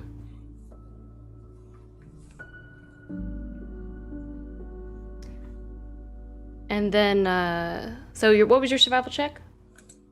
12. My investigation was 12. I'm sorry, yeah, investigation. And you went in Gwyn's room first. Yep. You kind of walk through, and you see fingernail marks along the base of the floor. And you follow them to the frame of the doorway. And there's a frantic scrawl of marks near the base of the door frame, as if whoever it was tried to hold on. And the trail flows from underneath the bed and out the front doorway of the home. And you gather this was probably where Gwyn was when they took her. And they go from under the bed. So you can see them coming out from underneath the bed. Gwyn. So she was under the bed.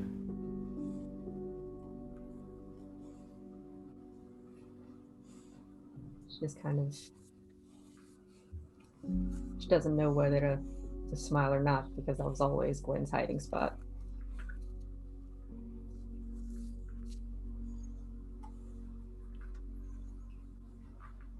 She just kind of keeps a blank disposition. She goes to her parents' room. All right. You may look under the bed if you'd like. Okay. Yeah, she'll do that. Looking under the bed, you do find a pouch. Small little pouch.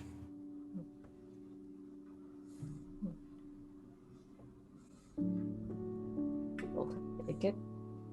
We'll open it. Looking inside the pouch, you see it's a pouch of angel trumpet seeds. About 8 remain in the pouch. They're about as large as pumpkin seeds, and they can be used, like sending stones, to communicate across long distances.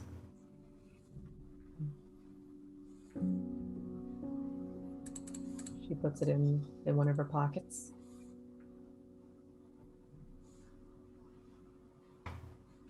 And imagine on the way to her parents' room, she'll pass the small garden in the middle of the home that was full of small blue flowers.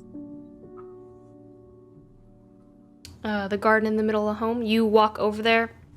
Mm-hmm. The beautiful glowing garden that you remember is darkened and withered.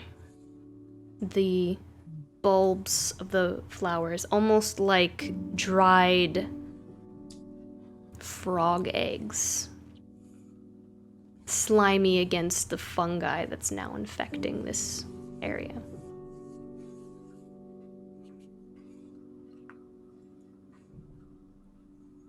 She just turns away. She can't really bear to look at it.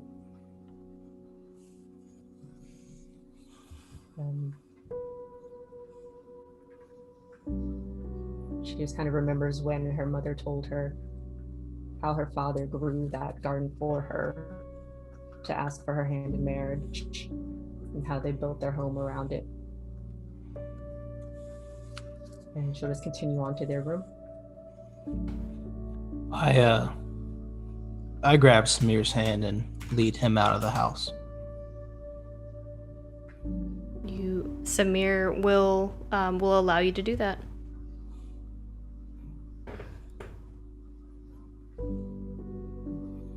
You head into your mother and father's room next? Yep. You make your way to your Merhead and Farhead's room, and you see blood smeared across the doorframe, and into the hallway toward the gaping front door. A subtle breeze as you stare back out, and the front door creaks slightly against the hinges. Your parents are fighters. They always have been. Proud and strong. They would not willingly submit themselves. And the blood trail from this room makes that clear. Prayaria, you enter your Merhead and Farhead's room. The floor is crushed into the dirt and flayed up and splintered. With your passive perception, you see something glinting in the dark on the floor from one of the splintered floorboards. She'll go investigate. You go and you begin prying up the floorboards to kind of see what it is. Yes. You move the debris and rip up some of those floorboards, and you look down and you see this long dagger curling up at the tip, the blade itself made from a plant of old. Long and sharp like a thorn. Like a cactus, you see these small needle-like protrusions. It covers the entirety of the blade. The handle is of wood, but not just any wood. The branch of a fay oak. Bestowed, not taken. This is an heirloom of your family. You've seen this blade before on your mother's belt, a symbol of the matriarch. You have never seen your mother without it. And now it lies in debris, alone, and without guidance.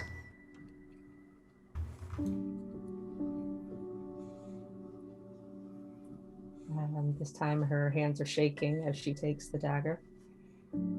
You now have the Dagger of Heritage. And I've put that in your inventory on Foundry. Okay. That is a dope ass name.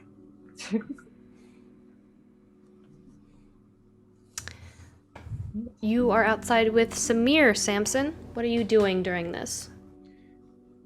I'm gonna push him. Like in the chest. Okay. And I just tell him, well, you said the secrets wouldn't be kept for long. You didn't say it'd basically be tomorrow. What happened? Did someone see you? No. I'm very good at keeping secrets, Samson. You know that. You know that better than anyone else. But you and I both know that the Gloaming Court has never answered to Elrixis. And I'm guessing she figured that maybe she didn't wipe out quite everyone that used to be there. And it's still pushed against her. So perhaps maybe she went searching. Who knows? Yeah. And when I asked you about it, when we were talking back at the Sparrowhawk hut, how long has that been for you? I know things move slower over there.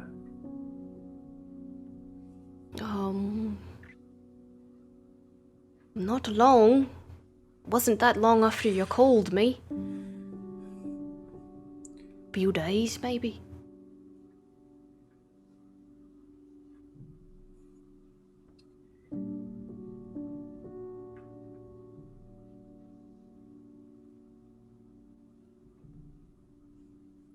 Seems too fast. They were a lot closer than we thought. I've been doing everything that I can to keep an eye on that witch. You hadn't heard nothing about it over there yet, have you? Nothing. But that must... Well, He looks frustrated and irritated that something passed his sight.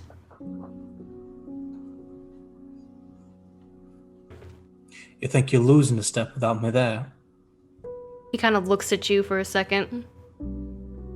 You were the best. It hasn't been easy without you being there. But you're serving a greater purpose here right now. Yeah, sounds like your eyes and ears are getting a little dull there, mate. He kind of like punches your arm.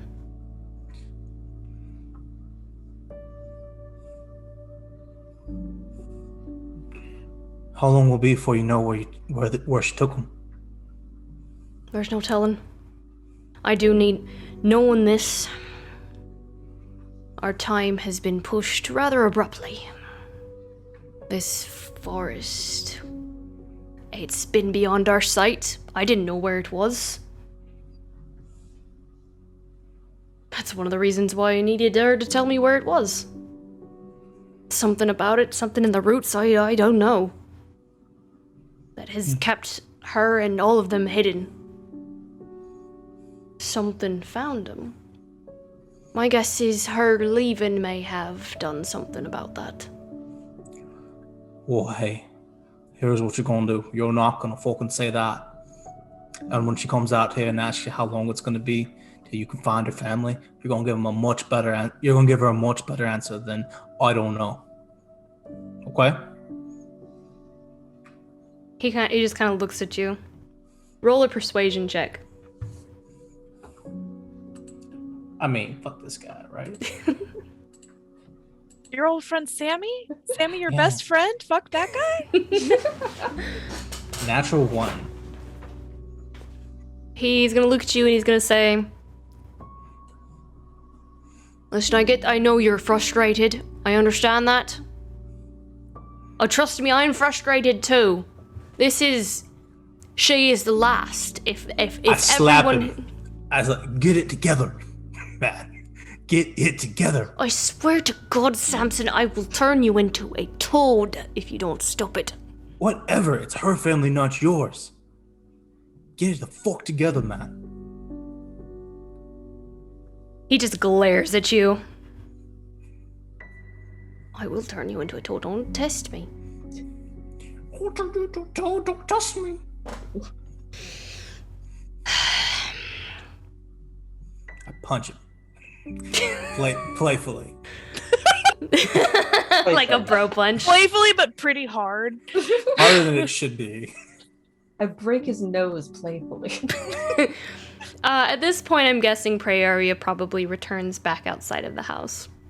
Yeah, she's searched the whole house for any signs of life or bodies, and she has found nothing. You don't find bodies, you don't find anyone. And Samir kind of looks up at you and he says, "Look, I'm just gonna tell you how it is. Elrixis, all of this disgusting fungus that you see everywhere, this is her work. The Shade Witch. She thought that she had destroyed all who stood in her way, and she tried to claim Gloaming Court throne, which I know you know belongs to you. But the Gloam Court pushes back against her, and is unwilling to bend to her command, and it looks as though she found what she was looking for. You both need to return to your friends, and I'll return to the Feywild and see what in the bloody hell has been happening. What has happened to your family. And yeah, I know it's hard to understand. The Feywild is a little bit fickle with time. And you must understand, like, 5 minutes here, or 5 minutes there, could be hours, even days, here on the material plane.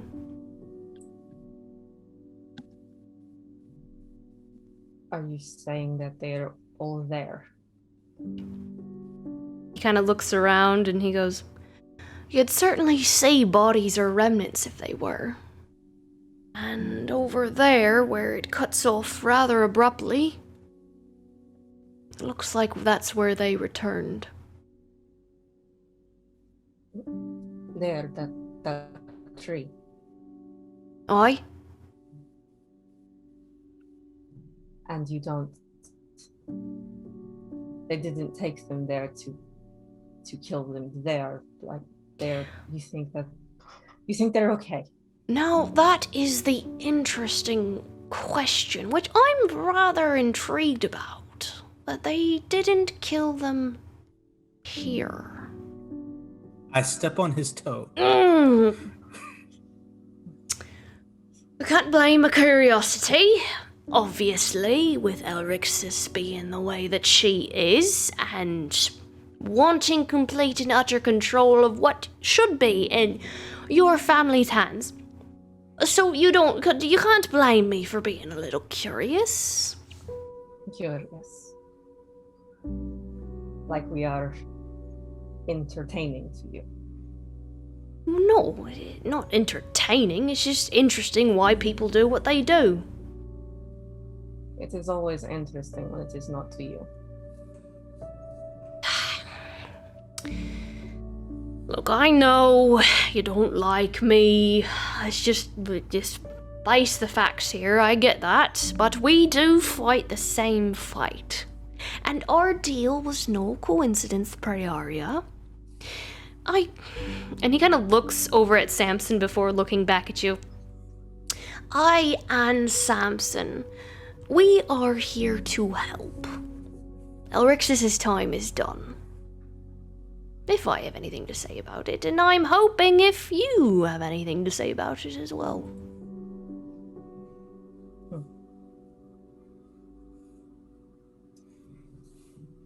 You know something? Ever since this all started,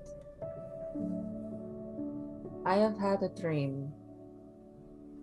Every night the same. There is a woman. I never see her face, but she stands in the middle of nothing where there was something. And on her head, a crown, dripping with blood. And at first, I thought it was your witch, this Elrixis.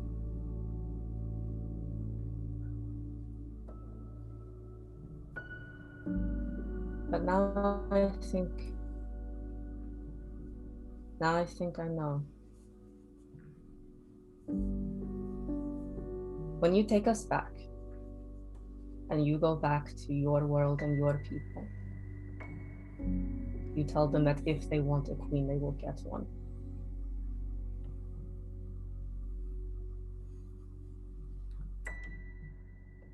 He just kind of, he looks at Samson, and then he looks at Prayaria, and he just does that side smirk. And he goes, and he just kind of bows and puts his hands out to the side. And he says, that sounds rather beautiful, if you ask me.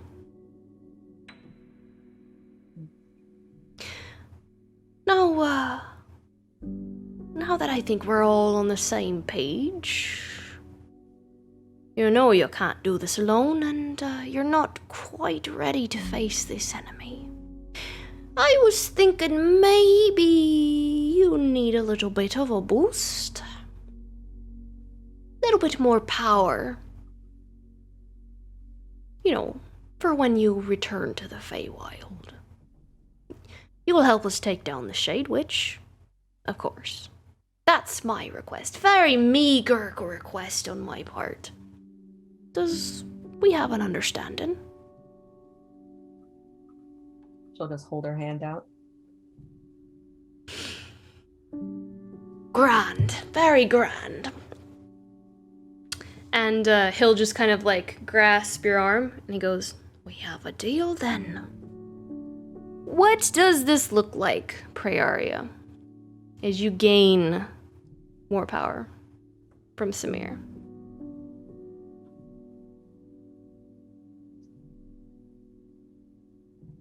Black smoke kind of rises from where their hands are connected. And it like curls like two dancing dragons around her arm and up to her shoulder.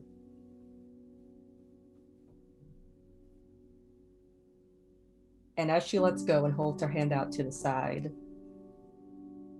her staff disappears from where it is on her back and reforms in her hand, the wood as black as all of the trees around her.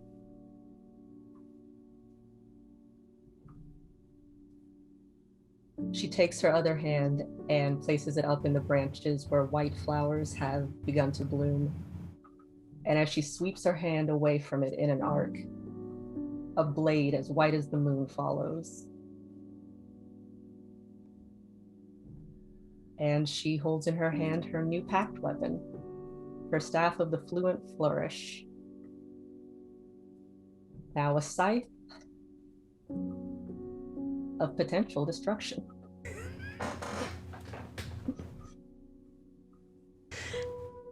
And it is glorious. May we do murders in your name. And it is glorious. The house of murder has begun. Can't wait to get you all to church with me. Y'all need to come to church with me. And with that, before we return back to the Dusty Anchor, I think that's where we're going to take our break. Right on the spot, actually. Perfect timing. We're going to go ahead and we're going to take our break, and when we get back, we're going to return. We're going to return back to the Dusty Anchor after Prayaria has just now taken her pact weapon. Thank you for the raid. Oh, yes, thank you. Thank you, Kareem Zamir, for the raid of 15. Sorry, we were in the middle of like some intense roleplay. Thank you so much, Kareem Zamir, for the raid of 15. I'm going to shout you guys out in chat as we go to our break. We will see you all in a little bit.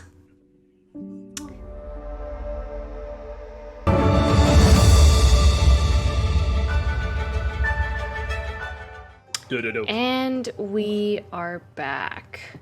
So after the party, or after Samson and Prayaria teleport essentially to her homeland, is there anything any of you would like to do before they come back? Yeah, Luden would see them like go, and then like he would immediately go over to the band, and he'll be like, "It's time to go, guys. It was fun. It's time to," and he'll like actually like puke a little bit on him, and be like, "I'm sorry. It's time for everyone to go." And heck, he has come down at this point because he's just a, like nausea, not feeling good at all. But he's like, "Go ahead and go ahead," and then he'll just start screaming, "Everybody out! Everybody out!" The guy playing the flute and the accordion will kind of stop for a second, and he'll walk over to you, Esperis, and he goes, "Might I take you to dinner tomorrow?" Esperis tears her eyes away from where she'd been staring at where Prayaria had just been. That would be very nice, thank you. I will... And Luden will walk over and save Esperis. It'd be like, "Buddy, do you want to come kill this giant? What is the thing called? Anybody? Resmeras? Remeras. You want to come with us?" Oh, no, I'm a musician. Come on, I'm not really. You got it. I'm not really a fighter. Well, I mean, that's where she's gonna be, so you can come too, right?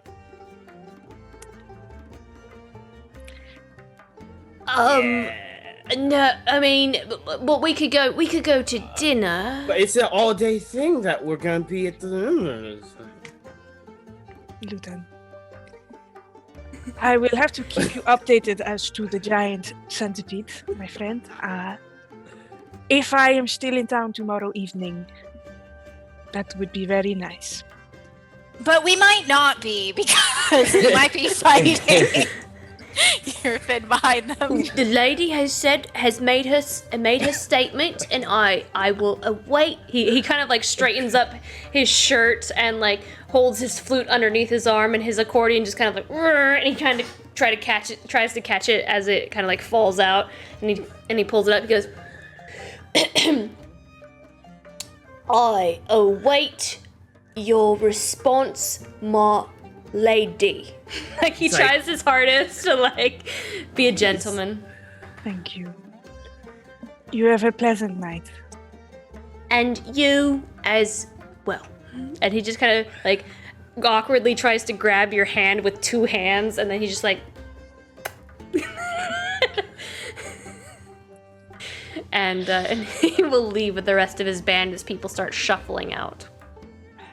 Reese is gonna go back to staring at where Prayaria was. Esperis, do you like musicians or something? What? I was just wondering if you like musicians. You don't realize she's like that with everyone. I like music? I don't understand the question. Oh, I don't know. I was just wondering. Luden, we should probably take you back to your room, huh? Hold. Anybody else in here got a Samir? And he'll just look. A what? A Samir? You got a Samir, Finn? He's How gone. about you, Esperis? No, Luden, Samir's gone. Like, what was he? What? Anybody know what he was? He was what Samson is. He was a Fae. fae? Yeah, that. Are you everybody else in here is whatever. We'll talk later. Finn, next time you tell me somebody in this party is dead and they're not, I don't care what anyone else says. You'll be dead to me. I already am, Luden. Let's go. Yeah. No, you stay here. I'm going to bed. And what if you fall? He'll walk, slowly make himself You have to down go the stairs. downstairs. Yeah, down the stairs. Yeah, you might fall. He sits down and like does the butt scooch down Down these stairs. Yeah, and he'll go into his room. He'll cast 60 good berries in preparation for the morning, and then he will eat 10 of them because he doesn't care, and go to sleep. Do you think he'll be okay? And lock his door. Well, That is something that he does. Ermir will look around at the state of their room. You look at your room and like you see Snonk come out from underneath one of the beds and he's wearing like a shirt that isn't like a human shirt, and like he just kind of like walks over and like the sleeves are way too long so they're dragging behind him. And he kind of like trips a little bit, and like you see on his tail he's got like somebody like took like a cork and like a put it on his tail. Snonk puts the necklace to his nose. Did you get new jammies? What is jammies? You know, like things you sleep in. Snonk is not cold now. He got new jammies. He's so cute. Esperise, would you mind the prestidigitation? Oh, yes, of course, yeah. Can that like pick up cups and stuff? No. I don't know. I don't know the extent of the spell. But the vomit. The vomit is get the kind of vomit. starting to sting my nostrils, and we do have to sleep here tonight. The leaves, you mean? The leaves, man. Do you think they're not leaves anymore?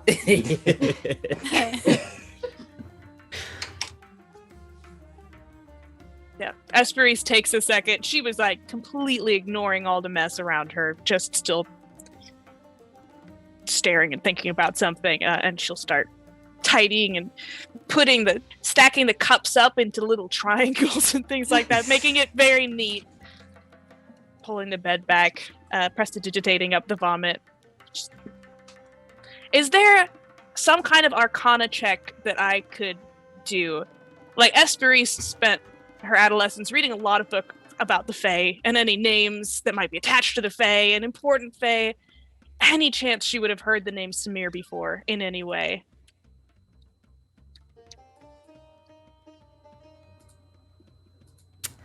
A no is totally fair, but she's I gonna would be say thinking about it. Thinking about something else, I would say no. Me knowing something else, I would say no. Okay. Do I? Yeah. Okay. You know that he's a fae. And he looks pretty powerful. and he has pretty eyes. Dreamy, even. We might even say. I'm gonna help make red solo cup castles. That looks like what Reese is doing. Yeah, Reese definitely needs Finn's help, like pulling the bed back into place, because I know Samson shoved that across the room. Yeah. Oh, I got it. You don't even have to worry about it, Esperise. I'll do it. Make an athletics check, Finn. Oh, fail it. Right. Oh, fail it. Just imagine it's a door, and on the other side is Luden, and you're trying to push through. All right, 11. 11's not bad. 11's not terrible. You do struggle, and Snonk just kind of like waddles up with like his sleeves trailing behind him, and he just kind of like bonks his little head against the post, like as if he's trying to help. Oh, you were gonna say he goes and sits on the bed. He bonks his head a couple times as if he's trying to help, and then he goes and he sits on the bed. He gives up. That's what it is. Yep, I got it. Don't worry about it, Esperise. I will help Finn if I see him struggling. We'll push the bed across him. I'm trying to look impressive here. Oh well, I mean, Trying to look cool, But man. I mean, if you're by all- helping, no, that's by all you know. means, I'll just keep cup stacking. It's fine. All right. Yep. Looking strong, Finn. You got it. Is there anything else you guys would like to do before Prayaria and Samson return? No, but I'm gonna be sitting right there staring when they get back. Staring at the floor. Yeah, do you think they're okay? I mean, they Samir they seemed comfortable enough around this Samir character, even though he gave me weird vibes. I mean, he seemed trustworthy. He came when they needed him. He said something about, or Prayaria said he knows her true name. That's concerning. But, I mean, we've all done things in the name of our families, and if that's what she feels like she has to do, then... I'm just glad that he's on our side, right? On Prayaria's side. Yeah, Esperis's face is just getting more and more pinched throughout this conversation. Yeah, I don't have enough information to say that confidently. I think she flat out said she doesn't trust him, but she needed him. Is Samson the only Fae you all know? Well, other than Samir. Yeah. Most Fae are not like Samson. Really? Didn't they all try to fuck with us when we were at the Fae Oak? I thought they were just having fun, though. I mean... They do like to have fun. Do you know a lot of Fae, Esperis? No, I don't. I just hear bad things. So, we should be concerned then? They'll be back soon. Everything's alright, I'm sure. I hope So we do trust Samir, or we don't? We should probably decide this before they get back. He hasn't earned my trust yet, but I don't distrust him yet either. That's confusing. Well, we just met him.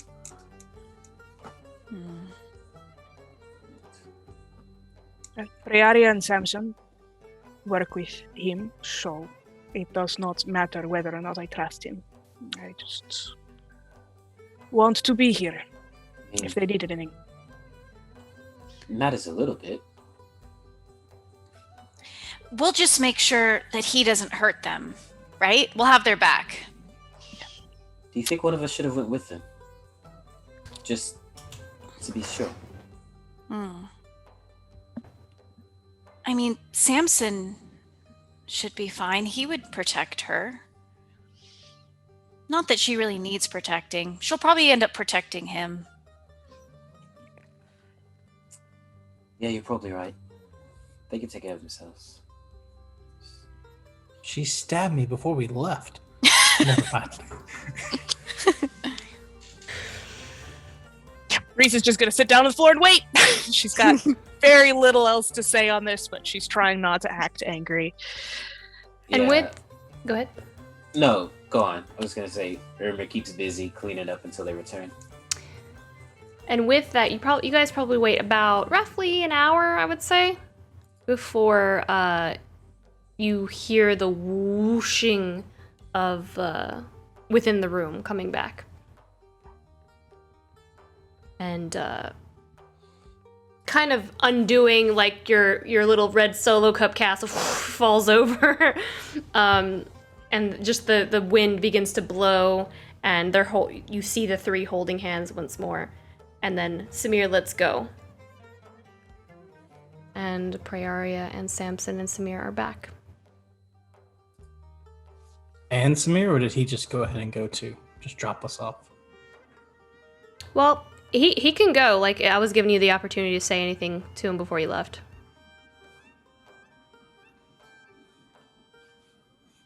I mean, Esperis, if you want to deck him, now's your chance. Like, he's right there.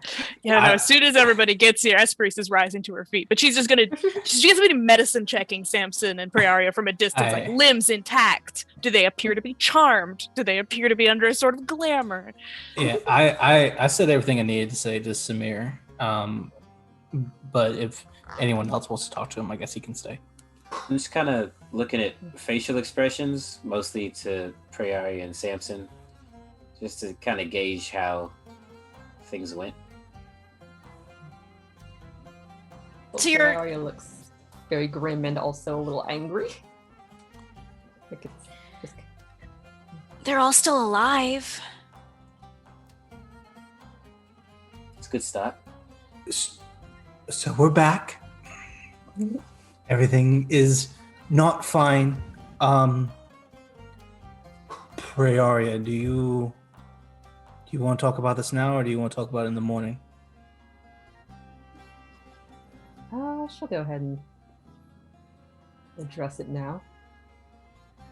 Samir just kind of looks up at you all and he's like, right. Well, the party seems to be gone. Kind of disappointed I missed it. Always a pleasure, Samson. Is there a way to... Never mind. Thank you, Snail. I think that'll be all. Of course. Maybe next time we enjoy the party a little bit more before we dart off. I don't know. Things are pretty dire right now, so maybe we'll come back around to it. He just kind of like shakes his head and rolls his eyes a little bit, leans on the balcony and just kind of like falls backward, and like you see like him kind of disperse into leaves on the wind.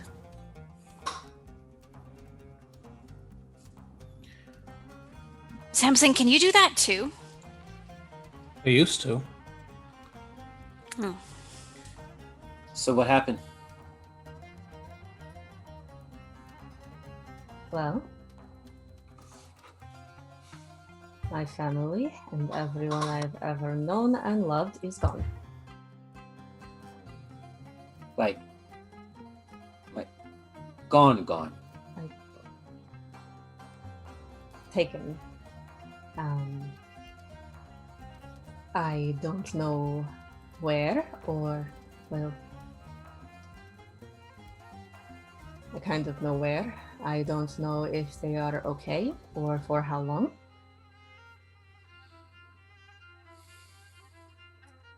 And I am going to kill a queen.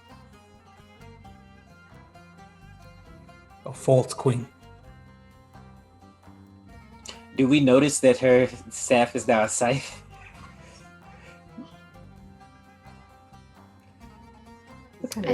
I think you can shift it. Yeah, I can like conjure it or whatever. Yeah, summon it. It's like the Keyblade. Prayaria, I don't know if they know the full story. You mind if I tell it? No, go ahead. But should we wait till we are all here? I mean, are we not all here? Who are we missing? Luden. Aren't we always missing Luden? I'll fill He him just in. always disappears. It was past his bedtime. Yeah, he don't like listen to me anyway. Yeah, Rory can tell him. I do think it would mean a great deal to him if... You're right. He doesn't want to be woken up either, though, so... We could... Prayaria, if I could get you a glass of water or tea, and we'll sleep and speak in the morning, or is it better to speak now? What is best for you, pray? Tea would be nice.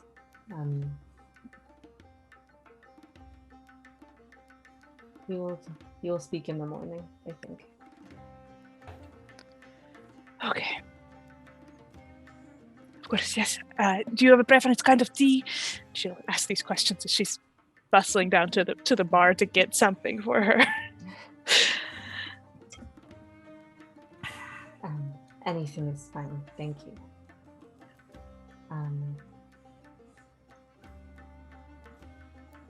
I'm sorry for the distress. It's your I family. know. Yeah, I- pray don't apologize. It's I go with Esperise. I know, but I do tend to make decisions without thinking so much when it comes to my family, and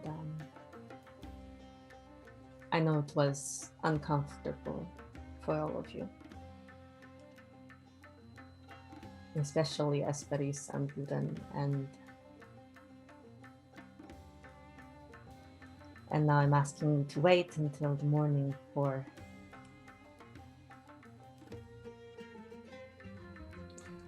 thank you for being here and for being patient with me.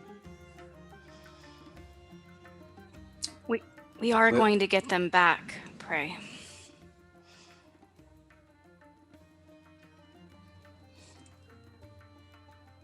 Viva.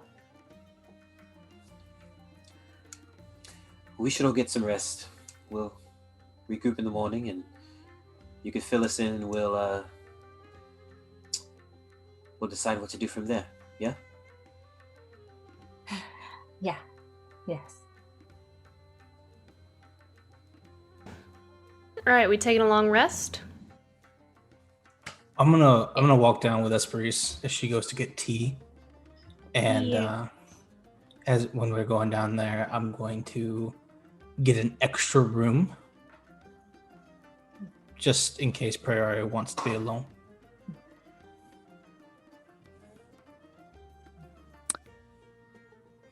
Yeah. Before Esperise heads back up with the tea, she's gonna speak a little bit to Samson. And you know you are very confident that the information that Samir shares with you is trustworthy.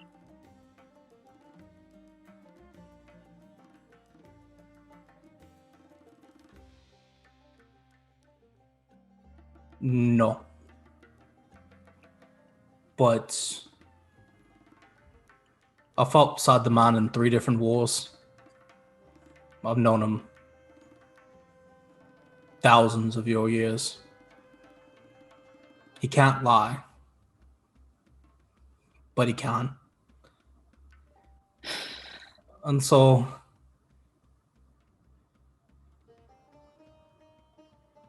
he does his best.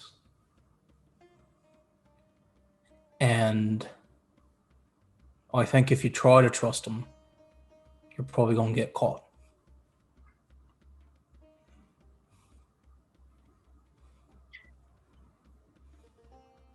Do you believe that he is going to get Prayaria hurt?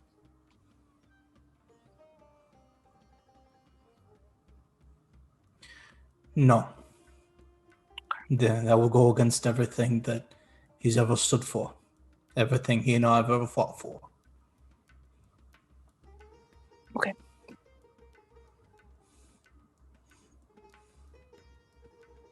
Okay. And she will take the tea upstairs. He's not a friendly creature. Most of us are not.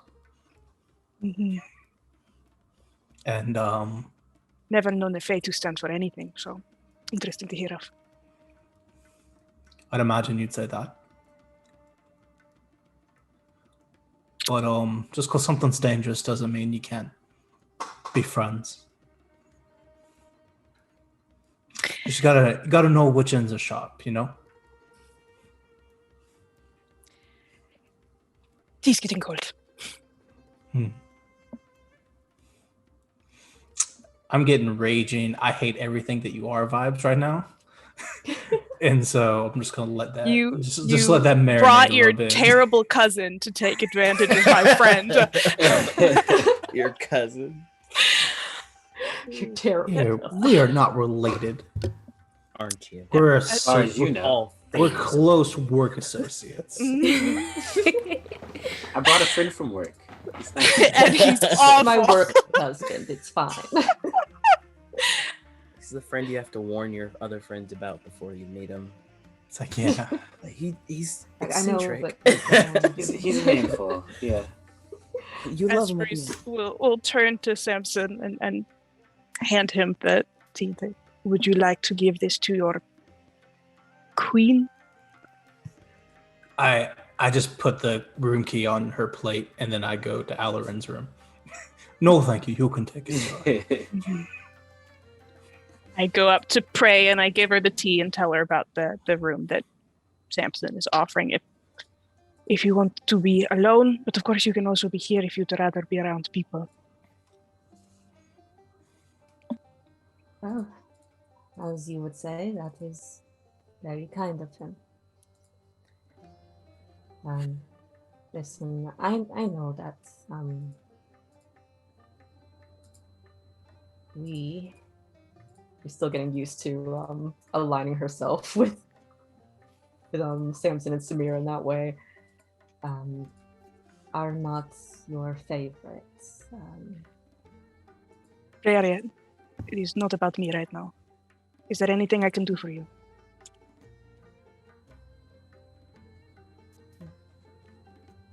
Just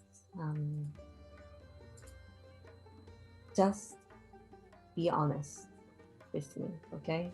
If anything,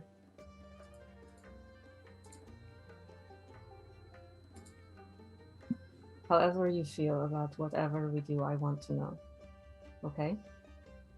Really.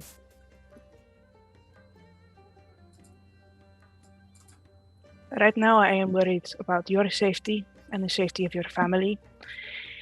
And I am hoping that your friend can be helpful in this. And right.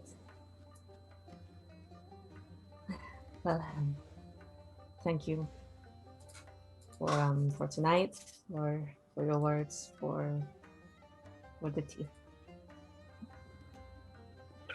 I think I'll take that room. Good night, my friends. Good night, my friend. So you take the room? And she stays up all night practicing with her new scythe. So you take a level of exhaustion. Yep. Wasn't gonna sleep anyway. All right, you take a level of exhaustion. The rest of you take your long rest, which means you wake up at about 9 o'clock in the morning. Yeah, and Luden would have tried to wake up as early as possible, even though he has his raging hangover. 9 o'clock in the morning would be as early as possible, unless you also want to take a level of exhaustion. No, I'm just letting you Okay. say as early as possible. That is as early as you can get from going to sleep at 1 a.m. 12. Yeah. Yeah, so Luden would obviously head straight up to their room. And in his hands, he'd have little baggies. He'd have 4, one with an H, one with a U, one with an F, and one with a P. And he wouldn't have any more. Baggies? Well, you know, like the little sacks at the very, very, very, very beginning of the campaign that I had. They just have 10 good berries in them each. Oh, I thought you were about to give them drugs. I spoke to a guy. He gave me I got these some sacks. salt. Got some salt for you guys. Like, what's up? Last night at the party, we scored, man. The old man, he gave me these. I Know knew what they it was do. right to invite him to the party. Checks out. But yeah, he'll just have those ready, 2 in each hand, to give to Esprit, Samir, Fenelai, and Prayaria. Because Samson can make his own. All right, you guys are all I upstairs feel- in this room. I feel very left out. Bro, this happens every single time I do this. And You it can make your hurts own. every time. We'll make your own. Every single time. Luden, did you stitch these letters into the little pouches? That is adorable. It's like every single time. It's really cute. You even made the F really curvy. I like it. Thanks. Let's go kill something. He'll put his bow back on and just be like every single time. It's just what he's thinking in his mind. I keep this. Samson returns from his night of escapades. Prayaria eventually returns to the room as well, I'm guessing. Yep. I mean, I sleep there. Then come down. I meet up with Alarin the next day whenever he's going down to breakfast where we plan. Do you plan? So does everyone plan to meet during breakfast? Mm-hmm. Like That that's was the when goal, everyone. yeah. Okay, I didn't know if we were meeting in the room or meeting at the table. I think we're meeting with the other group, right? We invited them to breakfast. It's true. Yeah. As you. I think before we go to breakfast, I feel like we were all going to talk about what happened. Yeah. Right. Yeah, I Right? don't think we should talk about this with the blessing In of front of Aurora. the doppelgangers, yeah. Yeah. So Like, can you Hey, take hey, a break for a Cadme, do second? you have these problems? Yeah. Yeah, Luda's just assuming. I mean, everything before the night before is already, very foggy. So he just assumed that, like, yeah, we were gonna go. So Well, it sounds like we're having breakfast. We're not doing breakfast. We're doing meet up in the room. You yeah? can meet up in the room and then go down to breakfast. Yeah. And hope So that they we- wait till 11 a.m. to have breakfast with us. They But love I us. think I told you meet you at dawn. So this is a real big power play we're doing here. Sit and wait for us at breakfast until 11. they were at that party too. If they wanted a long rest, they'd just be getting up as well. Sure. It's I guess true. we would have just understood that Dawn was Did no you longer invite happening. them? Yeah, You you did. did. I I got literally Invited Okay. to the party. I screamed to everybody. Come on. Yeah, I got a 30. They came to the party. They were there. Like we got a fine. That's what happened. It was terrible. So we meet in the room. You meet in the room. The destroyed remains of the room. Put it back together eventually. Yeah, we cleaned it up. It looks The fine. patched up room. It looks fine. Luden will just be like, I try to find a chair, like somewhere where I can sit and like cross my legs, put my hand on my knees, like. So that was Samir. I don't really remember too much. Lots of leaves. I don't see any leaves. Yeah, Laura's here to rake them up. Yeah, and I think I remember Samir. He's a pretty cool dude. Gave me some drinks, I think. Esperise is putting her makeup on in the corner and not looking at Luden at all. Like a sassy teenager. He doesn't notice. But yeah, how'd your trip go? Did you find your family? Not exactly. As the others know, my family has been taken somewhere. Somewhere in the Feywild, we believe. We have reasons to believe that they are in the Gloaming Court. Which, for those of you who are unfamiliar with Feywild politics, is a one of several diplomatic powers within the Feywild. The second most powerful after the Summer Court. So, why don't we go there and get him back? How far away is the Feywild?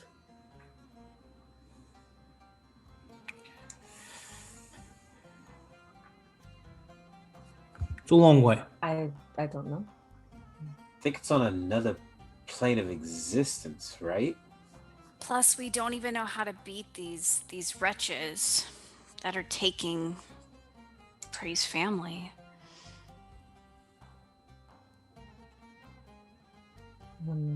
We believe that they will.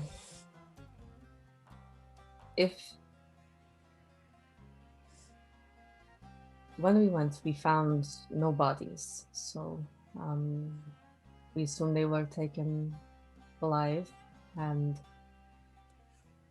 because time is slower there, they might be okay for a little while. For a lot of while. A lot of while here, I suppose. I've been back on the material plane I've been here on the material plane about 2.5 years now of your years here. And since I left, about 3 weeks have passed over there. Whoa. Wow. There was a lot of time. So what are we gonna do? Well, our friend Samir that you all met last night, he's gonna go find out what happened. And our best course of action is to build our strength, prepare ourselves, and when he knows more about what's happened over there, then we'll get back in touch with him. It could be months for us, but it'll be hours, maybe days for him. You okay with this, Prayaria? I have to be.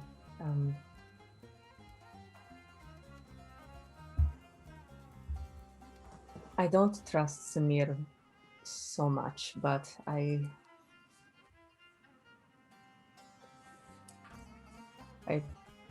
trust him with this. Well, you know we've got your back either way. So, if anything happens, if Samir tries to cross you, you don't have to deal with us. Thank you. But until we hear back, I suppose we go along as planned.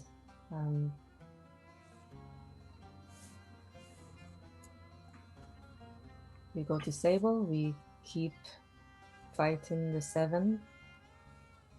We build strength. Essentially, we always keep a bag packed. Keep going as we're going, but be ready to floor it. And of course, again, I do not expect any of you to come with me here or there. I can't speak for everyone, but I want to be there. I do too.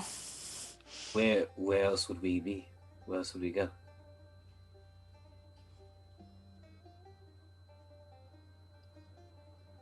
You're right. I mean, I live there, so. Well, of course, I'm dragging him along. Yeah. I mean, please. And Luden, I'm sure there'll be plenty of things for you to fill with arrows. Yeah, let's try and find all of our people, especially if we're going to be gone a while in the Feywild.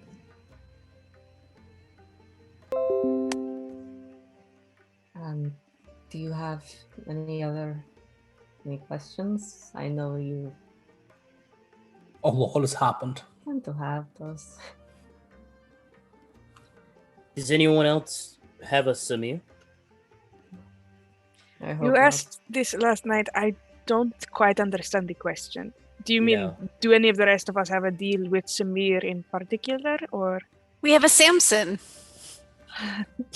No, just, Eramir has Samson and Prayaria obviously have that. Anyone else? Well, Esperise and I have gods, which are kind of like better versions of that, but Yeah. Luden, what do you think Samir is? I don't know. All I know is Luden, do you have an agreement with someone? It's a conversation for another day. well, we're going to breakfast. We could talk about it there. No time like the present. And you brought it up. Fair. Well, if I've You don't have to talk about it now. Does it have any- but- But you Luden will could. sit down and he'll just be like, "Yeah, why not?" Does it have anything to do with our... Been looking for my shadow. Wait. Have you been keeping this from us, Luden? Let's go to breakfast. No, And no, he'll no! just Go ahead and stand up and walk downstairs and start going to breakfast. Admittance by denial. Or silence in this case, or avoidance. Jesus. So yeah, he's gonna head down to breakfast. I find myself trusting him less and less. Maybe he was just about to tell us. We all have our secrets. He'll be... Yeah, but if Prey had to tell hers, he should have to tell his. Yeah, Prey told us on her terms. How long have we all been traveling together? And this is the first time we've heard of Samir. And clearly it's not the first time you've spoken with him. So... I've known Samir nearly my whole life. Well, there you go. Luden will tell us when he feels the time is right, just like we always do. I'm just saying, Esperise and I always talk about Remblace and Levy. We don't hide anything. If only we could all be Breakfast. so... I'm going to go to breakfast, I think. If only we were all as forthcoming as you and Esperise.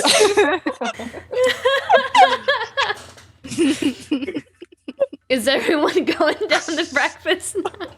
Yeah, it seems like we're all going Esperise to is like avoidance bucking breakfast. down the stairs after Luden. Esperise, come back! Luden's give it up. All right. You all begin making your way downstairs to breakfast. You do see Auroria's blessing sitting around a table. Zelen is just kind of like pacing back and forth, tapping her fingers against her arm. She looks irritated, like she's been waiting. They're all hungover, right? 'Cause the we gave rest, them lots of alcohol. No, they knew that they're the better versions of us. They knew they had a they battle. drank water. So Their exactly. cleric actually healed all of them from the They ate hangovers. turnips. You see that they're all sitting around. They have plates in front of them. You see that the entire table is made up with a few plates of breakfast already. You see tea, Wait. eggs, and go ahead. What kind of plate does my doppelganger have Oh, in front God. of him? What kind of plate does your doppelganger have? He has a regular plate because he's not cursed. Oh, so he's Wow. sick is what you're saying. He's Okay. big. Brandon, He makes My- healthy decisions. my dude has a shadow, so I mean I understand what you're talking about. Yeah, these regular people with their normal plates and their shadows. They don't even have interesting Yeah. stories. I He's think. Auroria's blessing, not Auroria's cursed. I proudly brandish my plate from my bag and place it down in front of me before I have a seat. Renard just kind of looks over and he's like, "That's a really nice plate. Thanks, I know. Where'd you get it? I'd like to get me one of those."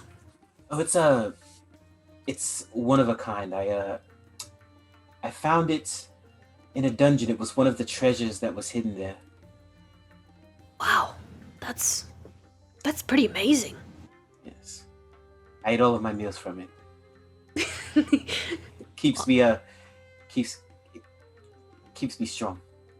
I don't blame you. It looks pretty amazing. See, it's moments like this where I feel like if we were to explain that it is a curse, this whole Aurora's blessing people would be like, wow, you guys really let one of the members of your party just stay cursed. And be okay with it. I offered. I feel like I tried to destroy it. I feel like curses are a matter of opinion. Okay. You Just wait until the plate turns into one of the 7, like at the end, like hey, I've already got one in me. I don't give a fuck. It's every whatever. time you ate a meal off of me, you gave me more power. Oh God. You could say that all of us are cursed because we don't have plates. I'm not cursed. Reese has total moral fiber and no dark passengers, unlike the rest of you. And she's gonna passenger. It's my shadow. I've known it since I was a baby. literally it's a shadow. Okay. Esperise is gonna swan over to Zelen and just do the whole, we're so sorry to keep you waiting. We had a family emergency not appropriate to talk about with mixed company, but thank you so much for all of your patience. Zelen just kind of like, she kind of stifles her irritation and she goes, of course, yes. Tea eggs and boiled snake, for those willing to partake, of course. This is the culture of the area. Fresh baked bread, unleavened, for the less adventurous, of course. Please, all of you, I have gathered breakfast. We have been waiting very, very, very patiently. Let us sit and join our hearts together this beautiful morning. And she kind of gestures you all to sit as she does.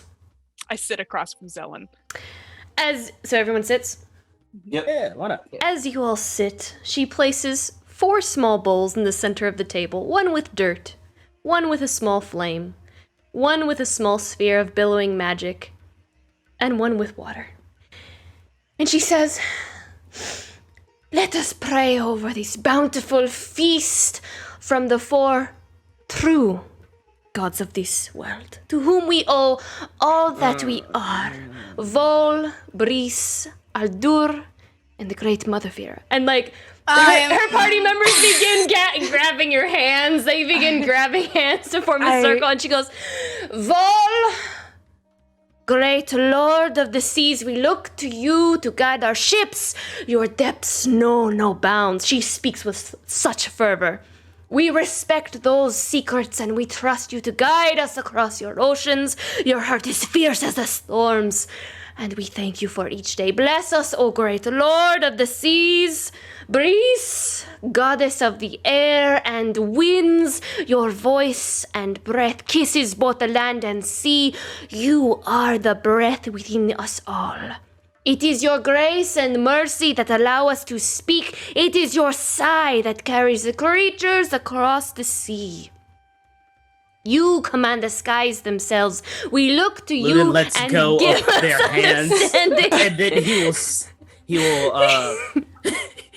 he will take one of his good berries, and he will try and chuck it to make like the water fall over or something like that, just to like oh my goodness, they must have heard you or something like that. Like I don't know, but he's just aiming to just stop this. Like we have things to do. It's a berry, and even if you hit it, it's a ceramic cup. So that's okay. That was a little poof. Ooh, what was that? She continues on.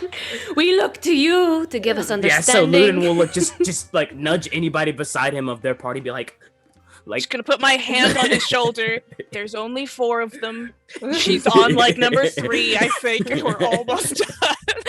Prayaria's leaning down on the table, and like Mountain is going to get little bits of snake and bringing it back to her. You do so, and like Mountain just kind of like waddles over, grabs the snake. She continues on. When she gets to the bad party. When she gets to Mother Vera, Finn will get intensely uncomfortable and just be like, bless this food. Amen. Amen. All right. That was good prayer. That was great. That was an extensive let's dig in, prayer. and Luden will take a piece of the bread and just bite it. Like, put some food on the plate. As Teresa said, that was absolutely beautiful. It is always so interesting to hear prayers for other gods. My own god is not super interested in constant prayer. He's around all the time in the natural changes of things. how things will fall to death and to life. Old gods will fall to new. He's around us at all times. Oh, A constant, inevitable change. Yeah, like the old gods, they're really into prayer. Not that they completely hear them or understand anything. that. Very similar to Ardur, the mighty lord of fire. He is untamed and unbridled. He is like the phoenix, and from ashes, he arises.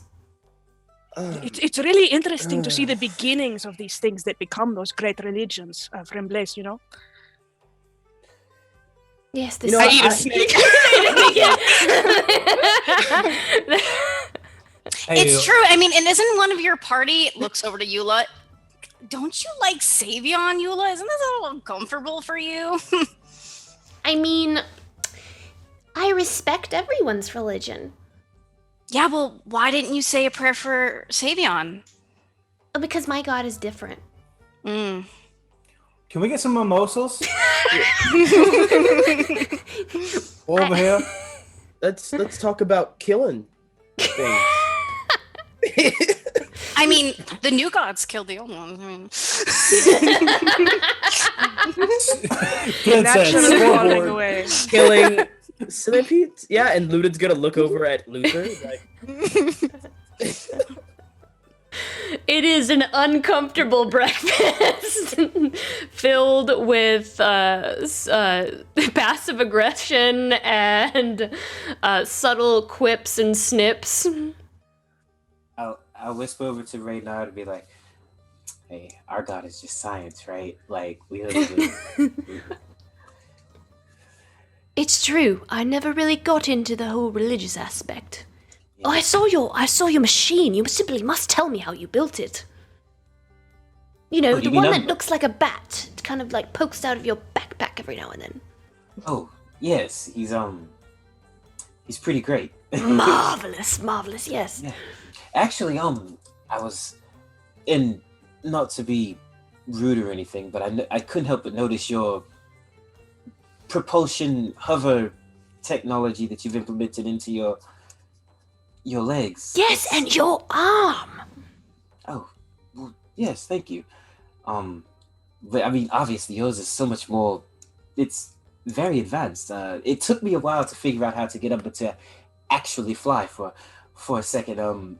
And you just seem to have it like just a steady, constant stream of hovering and staying in the air. How do you do that? Oh, it's like myself, or like you. I had the help of others. I couldn't have figured this out by myself. Very, very brilliant minds that I've run into across our journey. I wasn't always this way, of course. Oh well, I wasn't always this way. We simply must sit down and discuss this. Not when things are not this crazy and uncomfortable. I don't know about you, but I'm feeling a little bit uncomfortable. There's something in the air here. Yeah, you get used to it after a while. I drink all the mimosas I ordered. All you can drink mimosa. yeah, Luden will talk to Luther like as everyone else is having their own conversations. He'll be like, do you know where I can get some arrows around here? Oh, I they think don't use arrows in the Dusty Anchor. You're out of luck. I think there's a blacksmith down the road. Do you want a raspberry? Raspberry. What does this raspberry look like? It looks like a raspberry. Looks like a raspberry. He's like, only if you want one of my grapes, and he will see if they can trade. He grabs yours. I grab his, and I just take it. It's good. As is yours. I do want to know. I don't know how much conversation everyone else is having about while we're here, but have you heard any more information about this creature we're supposed to be going to kill today? Haven't, only that it hunts the path from which merchant caravans travel. Yes. Sand boats. Sand boats, yes. Well, go ahead. What would you think would be the best course of action? Just travel as a caravan, or be prepared? How would you go about this? I like to assess my teammates. What can you tell me about your companions? I already know about the skills. We've kind of shown our abilities to one another, so I'm very aware, and I'm able to, logically plan and take action in order to step forward and create a plan of action here. What exactly are your specialties with your team? Yes, specialties. Luden's gonna start trying to rack his brain, and he'll be like, well, that one, and he'll point to Esperise and be like, she's the most powerful member of our party. Esperise is currently like fake laughing at something Zelen was saying. It's awful and amazing at the same time. Like she does the same thing, like but like it's like that painful smile, like. And he'll be like, she can mess with the mind, but also has a whole multitude of other tricks like flying and exploding things from the inside. That one really hurts, I promise you. And then he'll go over Finn, and then he'll go over to Ermir, and he'll be like, well, he'll be like, wow. You gotta love it, man. Like that one, slingshot. That one can build things very well. He has an assortment of tools and some pretty magical powers, let me tell you. He'll point over Samson. He goes like, he turns into birds and dogs and stuff. And then I go, but in all honesty, they all have so many different abilities. It's really hard to keep up with. I would love to logic things out, per se, but it seems that they show me something new every single day. I know your frustration. Same thing here. The growth of our party, and every day something new. But that's the thing about power and growth with a team, isn't it? It's infuriating. But yes. Anyway, well, I guess. What would you just think? You'd one team be maybe the bait, or both of us going together? Be prepared. I'm sure your team is. I mean, from what I've seen, they seem pretty. And then he's starting to channel his Esperise a little bit, and he'll be like, they seem more than capable. Like I said, I don't know as much as what my team can do. I'm sure your team seems a lot more in a bond. I would much rather maybe you guys be the bait. As soon as it comes out, we fire at it and we both take it down together? Or would you rather us do it?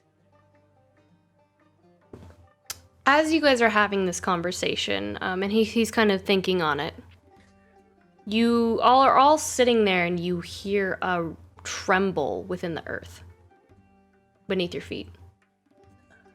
Okay. Convenient if it comes to us. Yeah. So yeah, Luden will go and he's ahead. just kind of like, I was... What do you think? And he'll take off his longbow. As he says, like, now that I'm thinking about this whole bait, did you feel that? I did.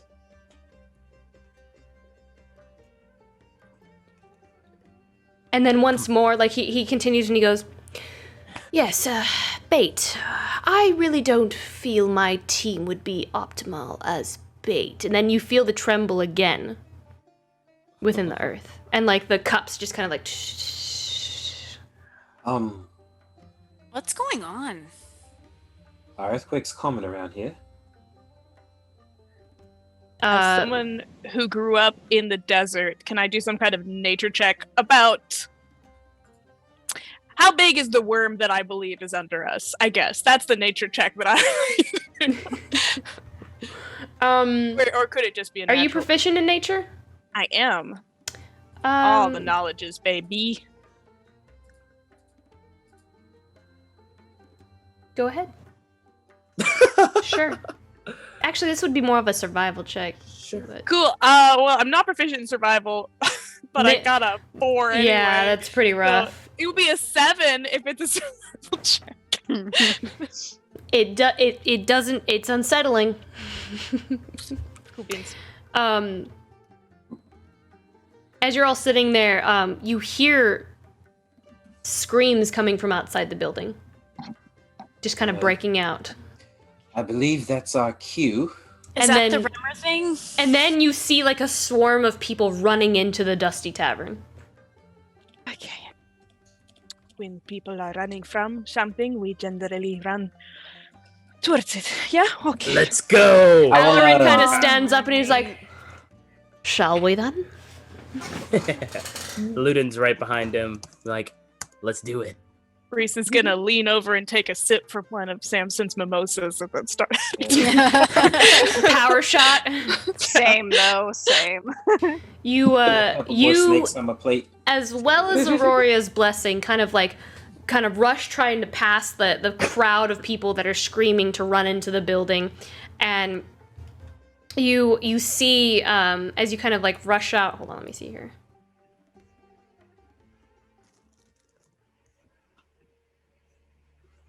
You see this huge, as you push past people rushing out of the Dusty Tavern. You see this huge centipede-like creature with a thin hooded carapace around its head that looks very similar to that of a hooded cobra. You see it bite and swallow a civilian whole, screaming as it throws them up in the air and then introduces it to its esophagus and just kind of like, ah! And silence. It scoops up a caravan Vardo next, and its jaws, and manages to grab 3 more civilians in its many arms. And you see like the local defense begin to rush it and run up to it, and then immediately, like with the Vardo in its mouth and 3 civilians screaming at the top of its lungs, it tears off back into the desert. And you hear the clacking of its mandibles and its legs as it's back into the desert.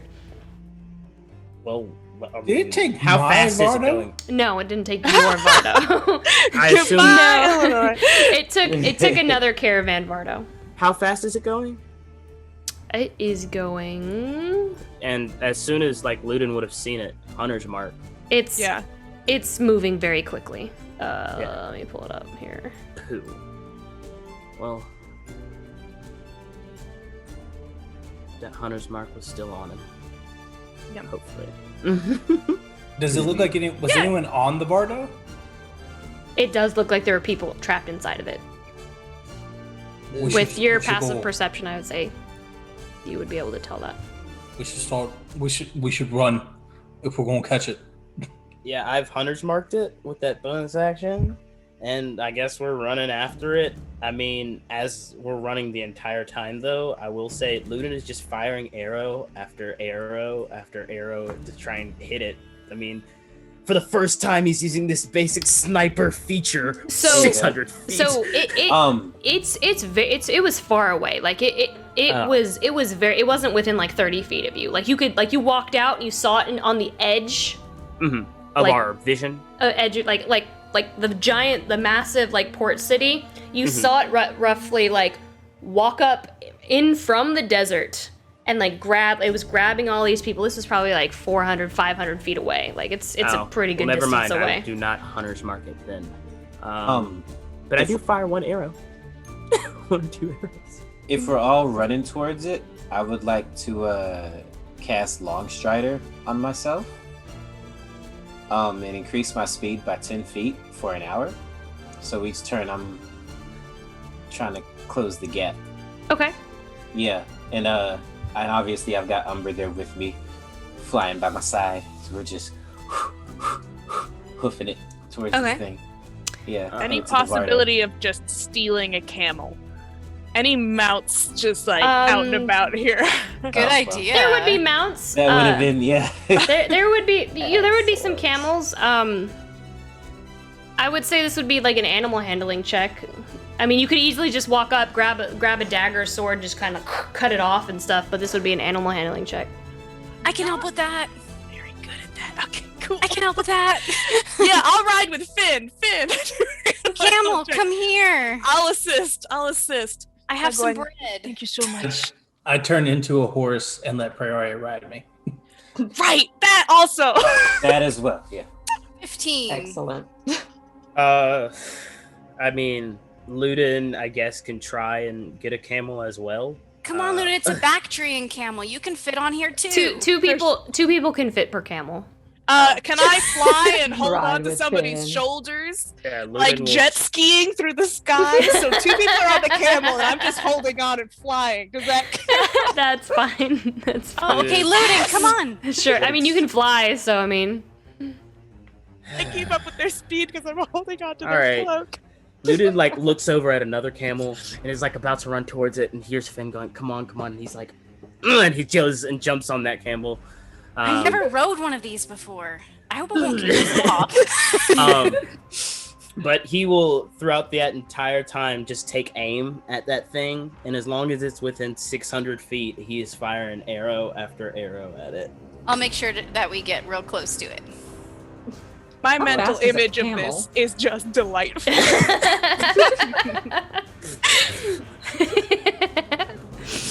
Faster than a person.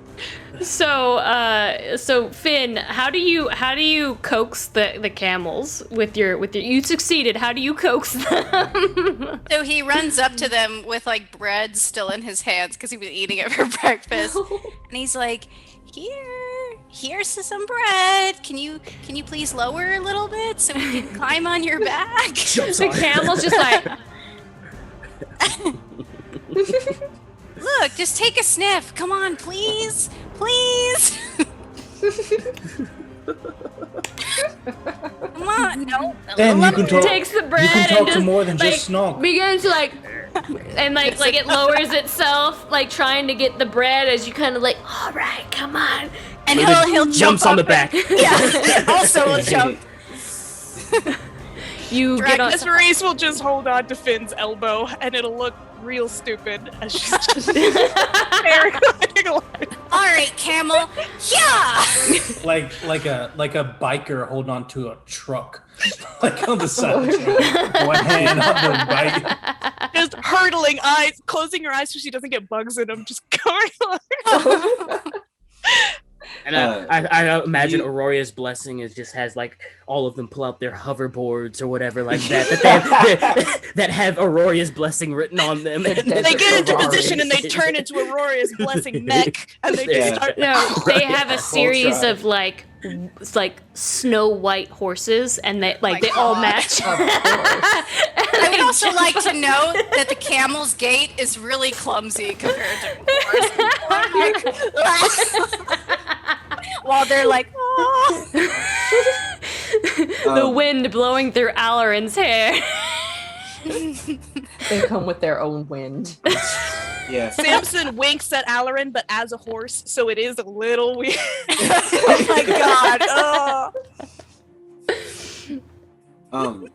Yeah. So I'm just running. Can you tell me if when I get it, like 120 feet, within 120 feet of this thing? Are you faster than a horse or faster than a camel? What's the movement? No, a camel is 50 feet. 50 feet. It was, His oh new well, you guys jetpack are he built. Yeah, right. I mean, they're actually pick up rocket Uri. boots, but you know. I pick up Uri. You pick up Uri. As you're like, oh, I'm sorry, this is the more camel-like, like. No, I'm a horse. Nah, he's a horse. Oh, he is a horse. That's right. Yeah, that's I'm right. like- Yeah. Prayaria gets to look cool. Prayaria gets to look cool. I'm like, Lean over and sweep up Oromir. Yeah, I'm a riding horse, so I have a 60-foot speed. All right. Oh wow. Okay. So- I should cast Launch Strider on you. Let's race Samson. Go. So Samson and Uri will get there first. Samson, Uri, and Prayaria. And Prayaria. And Prayaria. It's Fell cool. I'm asleep still on the doing way what I over. do anyway. And then Esperis, Finn, Uramir, and Luden. No, Ermir's with the first group. Oh, that's right, Uramir. Yeah. Sorry. Luden's on his Yeah. own camel. Finn and Luden are. No, I'm on a I'm on camel the camel together. with Finn. I'm and- holding on Esperis to is Finn's just holding elbow, on. flying Gotcha. I'm beside placing. them. I'm placing Yeah. everyone. Sorry. Cool. She looks like an absolute wing nut, and this is how flying is meant to be. I feel like this is what Luden's doing. Just like hold it steady, Finn. All right. I'm trying. You guys take off into the desert with Aurora's blessing. after the creature and at its heels. You see, like, as you guys begin to gain on it, it is approaching a large oasis along the roadside. Right. You all Am I within 120 feet of it? You are. Can I attack it? Do you have something within 120 feet? I do. That's why I asked for that raid specifically. Okay. Yeah, can I just fire? Yeah, I've got a bunch of stuff that's within like 400 feet. Oh my god, you guys are gonna make this so hard for me. I'm trying. Well, I think we're all Let me kind of on move the same everyone page. 400 feet off the map real quick. Hold on. I think we're just trying to like get its attention so it doesn't continue to rampage across the oasis. Okay. Like, I'm trying to kill it. well, that too. See But a like, map? I don't have a map. I haven't switched over to the map yet. Okay. I can start messing with it at 240 feet.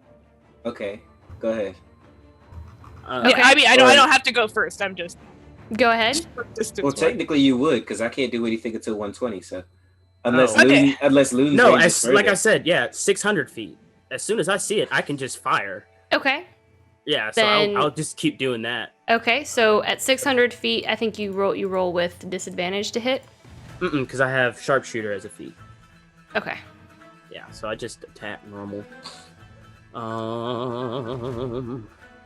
So that's a 24 That and Natural 1. bad one. But that first one hits. First one hits? Yeah.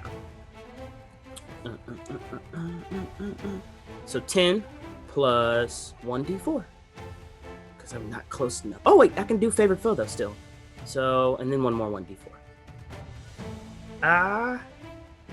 12 damage Okay. from my max distance. 13. 13 count that damage. right? from my max distance. Yeah. All right. And so- As you hit it, go ahead. Sorry. Oh, no, that was Okay.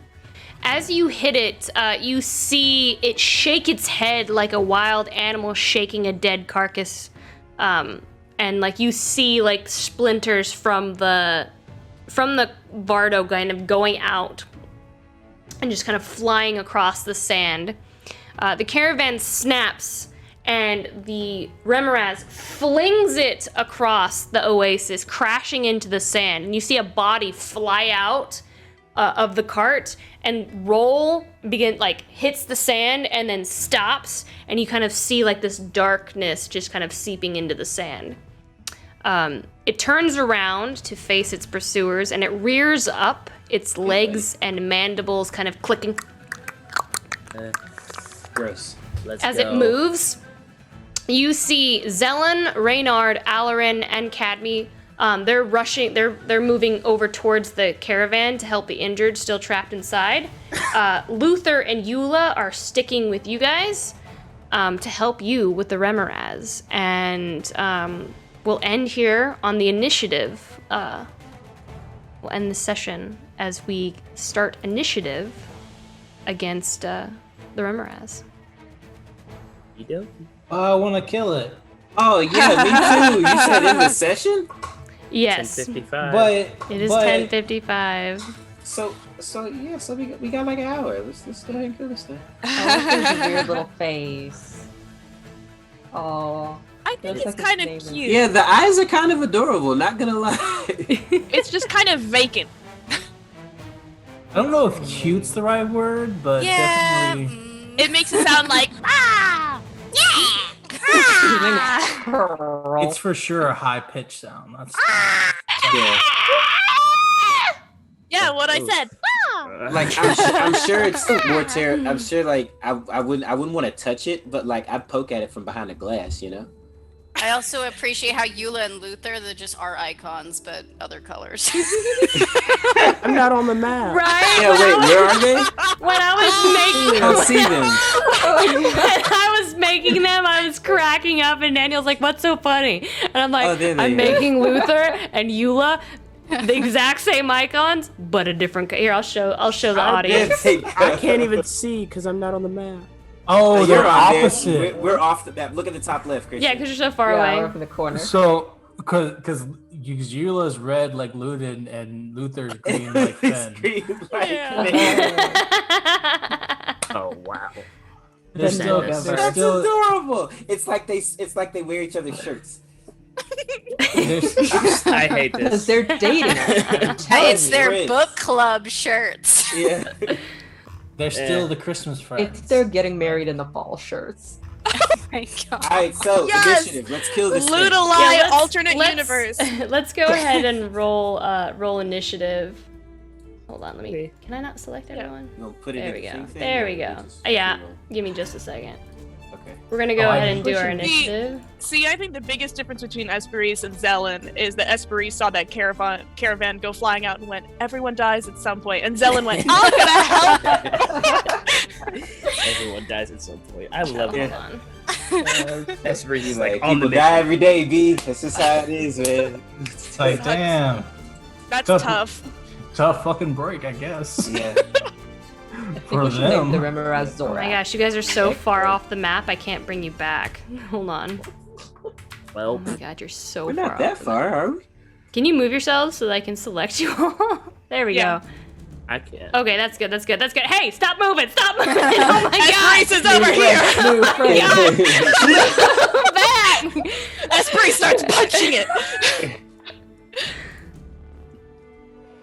Yes, move back. I'll come back. Because once I start combat, it's not gonna let you move.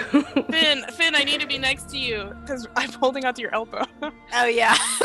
Oh yeah, I'm over here with Samson and Prayaria. Luden, get over it. Luden, get. I told you guys I cannot see He the doesn't map. see the map. Luden, Oh, that's no excuse to not move your ass. Get over here. What would Cobley say right now? Well, I don't care. Oh, Okay, wait. that's all I gotta say. You're unprepared, Luden. I shot it. I did damage. You did. Good job. Like, I did it, I'm done. It's like, Can I you did not my see part. the map at all? No. It says you're still on the Dusty Anchor.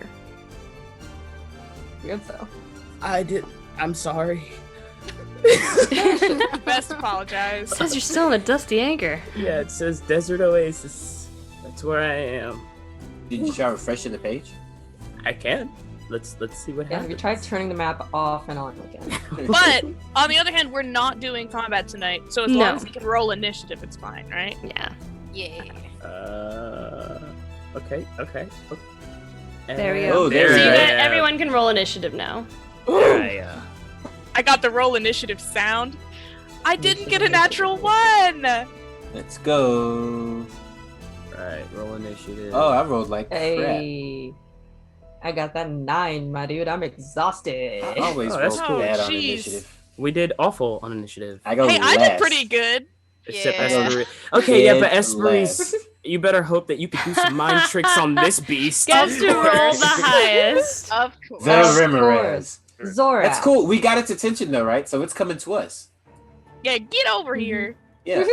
Come here. Yeah, that's not the best. I wanna thing, pet you 'cause with we're my all sword. very, very close to each other. Yeah, get it away from the water so Ermir won't be. Thank you. Exactly. Knowing my luck, I would drown in a fucking desert. Oh God. We have to go to your dad and explain to you the dumbass way that you died. Your son All drowned right. in the desert. So- I'm sorry. Okay, shout out to everyone who Yeah, joined us let's tonight. shout out. Let's get our shout outs going here. Thank you. I'm gonna go back 5 days because we've been out for a while. Thank you, Pyatt1 Jones for the follow, Loki Bones for the follow, Matthew Eaton for the Patreon pledge, Rupert Vernon for the Patreon pledge, Blake Jordan for the Patreon pledge, Hatcher Actor for the resub. Hello Love Doves for the resub, Danielle Lenoir for the resub, Hello Love Doves for 11 bits, Hatcher Actor for 50 bits, Brother Beef 20 bits, Hello Love Doves for 5 bits, Heloidy for 100 bits, Hello Love Doves for 9 bits, All the bits. all the bits, all the bits. Danielle Lenoir for 100 bits, Hatcher Actor for 6 more bits, CJ Starry for the resub, Apocalypsis for the resub, Slayer Geezer for the resub. Yurei Kitsune Hashi for the share. Bionic Wolf for the resub. Kareem Zamir for the raid of 15. Thank you so much. Speaking Beast for the follow. KC2487 for the sub. Thank you so much. Thank you so much for all that. We're back, and we are so excited to be back. If you love the cast, of course, you can follow us on social media with FateCast. You can follow all of us on social media. If you enjoy our show, please consider supporting us with a sub or use that free Twitch Prime. Of course, it takes a lot of work to bring you this content every week, and we, of course, want to keep bringing you awesome content. You can also catch up on all of our shows on YouTube, so make sure to follow us on YouTube and use command YouTube to check that out. Our other shows, we have Twisted Veil, which is tomorrow, coming back from our break, which is tomorrow at 8 p.m. Central Standard Time. Deanna is in that show. It is our Through the Breach Malifaux campaign. Very steampunk horror, not D&D if you want to try something different out. So go check us out over there on Twisted Veil tomorrow at 8 p.m. Central Standard Time. Iron Valor, again, is not this week. We'll not be having Iron Valor this week, but it will return next week for Candlekeep Mysteries, which Raina and Christian will be in that, and Brandon is DMing that. So join us, not this Wednesday, but next Wednesday for Iron Valor. Short rest this week, Zach, CJ, and Deanna will be playing Pummel Party. The short rest is where we kind of sit back, relax, we play some video games, we chill with the audience, we hang out. So join us on Friday at 8. It's been so long since we've done streams. 8 p.m., right? So just, okay, thank you. 8 p.m. Central Standard Time for Pummel Party with Zach, CJ, and Deanna. Other than that, thank you all so much for joining us this evening. And we're gonna do a raid here. We're gonna do a raid. I think Daniel has picked someone out for us. Fae Fiends and Friends. We're gonna do a raid. Go send them some love. Tell them Ink and Lyre sent you. We are so happy to be back. We'll be back with more Fate's End next Monday. We hope you guys had some fun. And we are going to raid. We'll see you all next time. Doses.